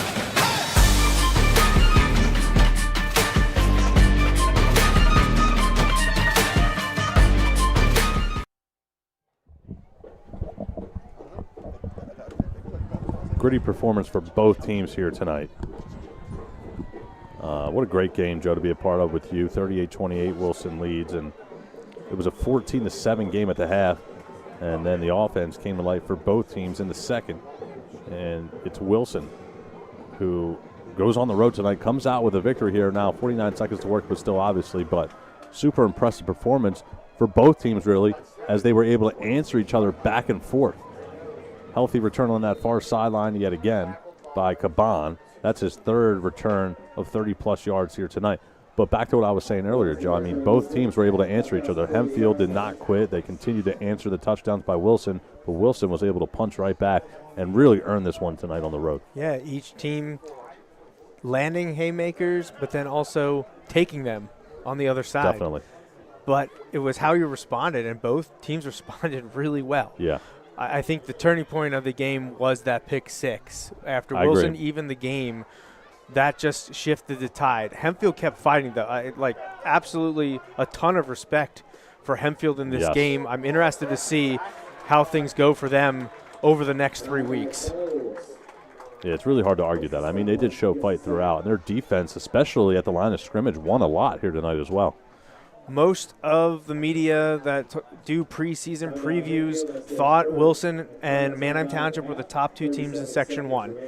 That's the way it's looking at this point. Yeah. But Hempfield and Cedar Crest are right there at that next group. I'm very curious to see how the Black Knights and the Falcons do when they meet in a few weeks. Yeah, 3-3 record for Hempfield coming into this game. Cedar Crest also with a 3-3 record going into tonight as well. Wilson and Manheim Township both at 5-1.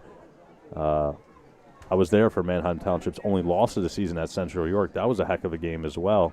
Brooklyn Nace able to get the job done for Central York, and Manheim Township continues to be one of the powerhouses in this section, and ultimately, like we saw last year, on a crash course currently for that last game of the regular season, which will be Wilson and Manheim Township. Yeah, and that'll be at Gursky in 3 weeks from tonight, which may settle the Section 1 championship. Bulldogs return home to host Penn Manor next week before going to Lancaster Catholic to play the McCaskey Red Tornadoes prior to that season Interesting finale. name there, Red Tornadoes. Catch fires, and it's complete on the far sideline. That's Caban. That's his first reception of the game. So he's done damage as a returner, and now has a catch, which pushes Hempfield into Wilson territory. 31 seconds to work with. Continue to fight. Never quit. That is what Hempfield has showed all night long. Definitely. Resiliency. Hey, you knew it was going to be a well-coached team. Coach Ager has been here for a long time, was assistant coach before getting the head coach job, coached at Manheim Township, has been a college coach at Franklin and Marshall. Man, there's a lot of good sections this year when you look on paper. As Catch steps up, escapes the pressure, scrambles, fires on the run, and it's intercepted yet again. That's Catch's third pick of the game, and it's Dean. That is Elijah Dean with a game-sealing interception by him. Great game from the senior. Well, think about these sections here, Joe. Section 2, I mean, Conestoga Valley, Exeter, Muhlenberg, all 6-0. You look at Section 4, Wyomissing, Twin Valley, Lampeter, Stroudsburg, 6-0, 6-0, 5-1. And then obviously here, Manheim Township and Wilson continue to trade blows year in and year out, both at 5-1 coming into this game. So lots of great football happening in the L&L League. And both improving to 6-1 here. I know you mentioned a few of the top teams in the league, but got to see Muhlenberg a couple weeks ago play Governor Mifflin. That was a heck of a game. well, and Exeter ended Muhlenberg's perfect season tonight with a big win in Laureldale. Of course, the Exeter-Conestoga Valley game at the end of the season, I believe that's week 9, is going to be a big one. Yeah, Cameron Small's been impressive this season at the running back spot for Muhlenberg, even though they did drop that one tonight. You mentioned it, and Hempfield drops this one tonight on that note by a final score of 38-28. What a heck of a battle here tonight between both of these teams. Yeah, great game. It's what you want Yeah, in high school football. couldn't ask for much more than that. Two talented teams, toe-to-toe, we punch to punch. It was a big one. And the Bulldogs come out on top, and it was a fantastic battle between Section 1 foes that are used to seeing each other. Your player of the game, sponsored by Footworks, is number 5, Jaden Carpenter, who really you could pick multiple players here tonight for Wilson, all of which rightfully so earned it, but Carpenter performed at a high level. 90 total yards, had the touchdown as well. It was a 63-yarder that, in all honesty, sealed the win for the most part for this Wilson Bulldogs team. Yeah, absolutely. Just a dagger from Jaden Carpenter, that 63-yard touchdown reception from Mason Young. And not only that, on that third down play, too, with Hempfield trying to get off the field, and it was a dart by Young on the run. It was Mason's only touchdown of the night. However, he threw for 262 yards. And he, like I said at the intro, he's outpacing Maddox Gruber from a year ago, and I don't think a lot of people are talking about it. Yeah, and we saw Gruber at one of the best seasons at the quarterback spot in Wilson history. And Young, you're saying outperforming it so far so good, to say the least. for this Bulldogs team that improves to 6-1 on the season through 7 weeks of the year. And again, the player of the game presented by Footworks is number 5, Jaden Carpenter, who gets the T-shirt here tonight. Just a great game, resiliency from both teams. It really was fantastic performance. I don't know that Wilson's maybe thrilled with the way things went down. I think they're happy to escape Landisville with a victory and continue on that crash course, likely with Manheim Township. But I think they know they probably could have played better. Whereas you look at Hempfield, fantastic performance. Hempfield played their lights out tonight, minus a couple of big-time mistakes, right? You had the – well, you know, you got to give Young credit for that dart he threw to Carpenter. The coverage wasn't terrible in that play, but the pick six is what's probably going to haunt this Hempfield team for the next 6 days. You're absolutely right. That changed the course of the game. Hempfield didn't give up. They didn't stop, but it was hard to recover from after being up 14-7, and then, 15 seconds later, you're down 21-14. Yeah, I mean, it's really tough. And the play of the game, sponsored by the Writing Raptors, the 42-yard pick six. We mentioned that just a moment ago, and it was Farrell who took it the distance for the touchdown. Yeah, I've been hearing about him all summer, expecting him to play in the linebacker rotation. Has been there throughout the season. Gets the highlight of his career so far as a varsity football player. Play of the game for the Bulldogs here tonight. Football night on Flagship Network. Final score, Wilson beats Hempfield 38-28. Yeah, and the final score, as always, presented by Dean's Auto Plaza. We'll keep things here. We'll get set up for the post-game show. Coming your way next here at Hempfield High School.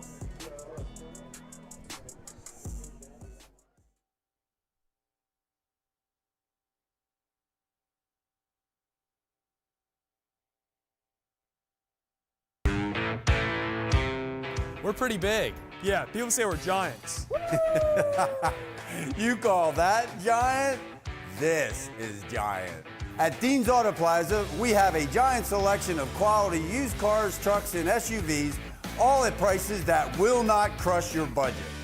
Okay, he's the real giant. Yeah. Come see why they call Dean's Auto Plaza York's used car giant.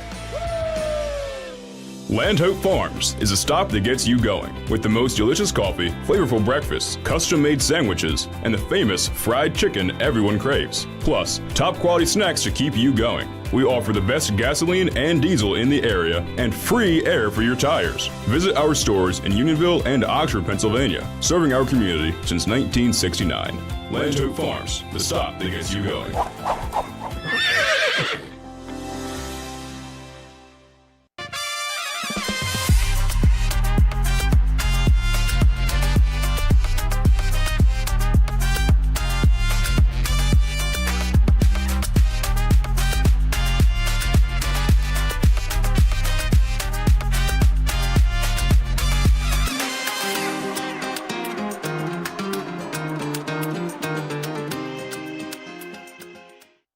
Hey guys, we're heading into No Albies here in West Reading. We've got the West Reading French Fry Fest next Saturday, so we're gonna shoot a little content with Massimo in here for the Visit West Reading Instagram page.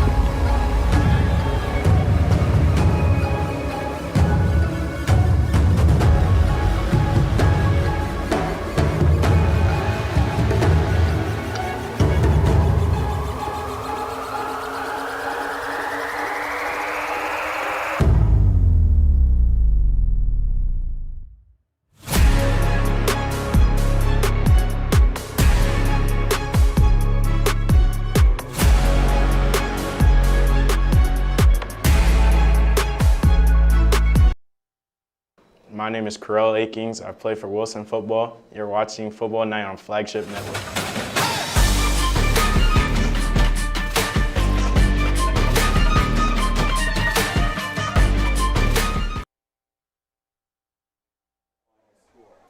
Welcome back to Hempfield, everyone. Excuse me. My name is Max Gretzel, alongside with Joe Mays. We wrap things up here tonight from Hempfield. A great game between two teams that really wanted it here tonight. They displayed that on the field throughout. It was a back-and-forth battle. It was a lot of fun to be a part of here in week number 7. Ultimately, it was Wilson coming away with a 38-28 victory. And it was punches thrown, punches for physically and on the field as well. Back and forth they went. But ultimately, it was Wilson coming away with a win tonight. Black Knights pushed Wilson to the limits and led at halftime, 14-7. Bit of a sloppy, sluggish game to start. Definitely sloppy, sluggish. Not the offense that we've been seeing from Wilson. Couldn't get anything going. Second half started kind of the same way, but Bulldogs were able to score on a drive after a penalty, sustained their drive, drove 96 yards down the field, get that equalizer, and then the Farrell pick 6 we talked about, play of the game, really shifted things towards Wilson's favor, but still back-to-back game. Yeah. Very impressive from Hempfield. Just fantastic all around. I mean, Orion Abrams, what a game. 9 catches, 138 yards, 2 touchdowns. Yeah, I mean, unbelievable. He set up shop for Hempfield on multiple occasions to really strike, and strike they did. 28 points put up. You mentioned it also. You're going to see some highlights as well. Wilson just a little too much here tonight. You see a touchdown by Akings right there. Yeah, Corell Akings, not a lot going for him. Got a little dinged up. He carried 15 times for 35 yards. Did get that touchdown early on, but the Wilson offense couldn't focus on one person. They wanted to go with Glover or Akings. It just wasn't happening. At least 3 or 4 different ball carriers, 4 or 5 different receivers. Until that Carpenter long touchdown, the offense was getting yardage, getting plays, but just wasn't dominating. Dean with a couple of nails in the coffin. That was one of the catches right there. Catch able to answer back. This one to Abrams was impressive. I mean, Abrams getting deep into enemy territory on that play. Catch goes back to pass, goes right back to him. And when you're at that situation, you're thinking, all right, this game isn't over yet. Hempfield continues to answer. But it was Mason Young who continued to dot the ball. Ground game wasn't working at a high level tonight. I think we can both agree with that. But this is the nail in the coffin right here. Carpenter going all the way. Yeah, and Mason Young finished 16 of 25, 262 yards on the score that you saw right there to Carpenter, our player of the game here on Football Night on Flagship Network. Yeah, a couple of gut punches taken throughout by both teams. Carpenter being one of them, probably the biggest of the game, minus the Farrell pick 6. And I think that's where the momentum changed, because after that, really, both teams had success offensively. Back and forth they went, but ultimately it was the field goal, when you look back on things, that really, I know it doesn't seem like a lot, but really was it able to extend that lead and make it a 2-score game. And I think that was really hard for Hempfield to overcome. Yeah, up until that point, it had been a one-possession game through and through. That field goal from freshman Preston Oxenrider, 31 yards, his first field goal attempt, first field goal made for his high school career, gave the Bulldogs that 2-possession lead. Really the thing that I'm sure Coach Doms is going to focus on this. Well, anytime you're on the road, you're coming away with a win, you're going to be happy. But obviously they need to clean some up, and it's penalties. It's been a story all season long. Wilson was penalized 13 times for 139 yards. And we saw that taunting penalty gave Hempfield more life and kept them in the game longer than maybe Wilson should have allowed. Yeah, penalties told a massive story in this football game, really for both teams too, Joe, when you think about it. I mean, a couple of taunts, the late hit by Hernandez, or maybe it was Williams. I apologize for butchering that name right there. But it really set up shop for both teams to continue those long drives and go down the football field to continue to threaten and obviously score. So your final point, and then we'll wrap things up. No, just that the Williams penalty is unfortunate, but it's one of those, it's an action penalty. And it kept that drive alive. It kept the drive alive, but it's one of those, it's not something you do on purpose, like taunting is. Right, taunting is you actively doing something, whereas the horse collar tackle is part of the game. Yeah, it's not like I'm going to pull him down on purpose, and I know it's a penalty, I'm going to do it anyways. It's one of those, you're trying to wrap up an athletic playmaker, your hand slips in there, you pull him down. It's a penalty, it's unfortunate, but it did, like you said, kept that drive alive, helped Wilson end up sealing the game, get away with that 38-28 win. Plenty of things to break down and talk about for both of these teams throughout the next 6 6 days. I know there's a lot to look forward to for both sides. Section 1 is going to come down to the wire. We know it always does with two of the top teams around town, that being Manheim Township and Wilson. We'll see that game in 3 weeks from tonight. So for Joe Mays, my name is Max Gretzel. We'll say so long here from Hempfield High School. Week number 7, that's a wrap. We'll see you 7 days from tonight. West York will host New Oxford, everyone. Have a great weekend.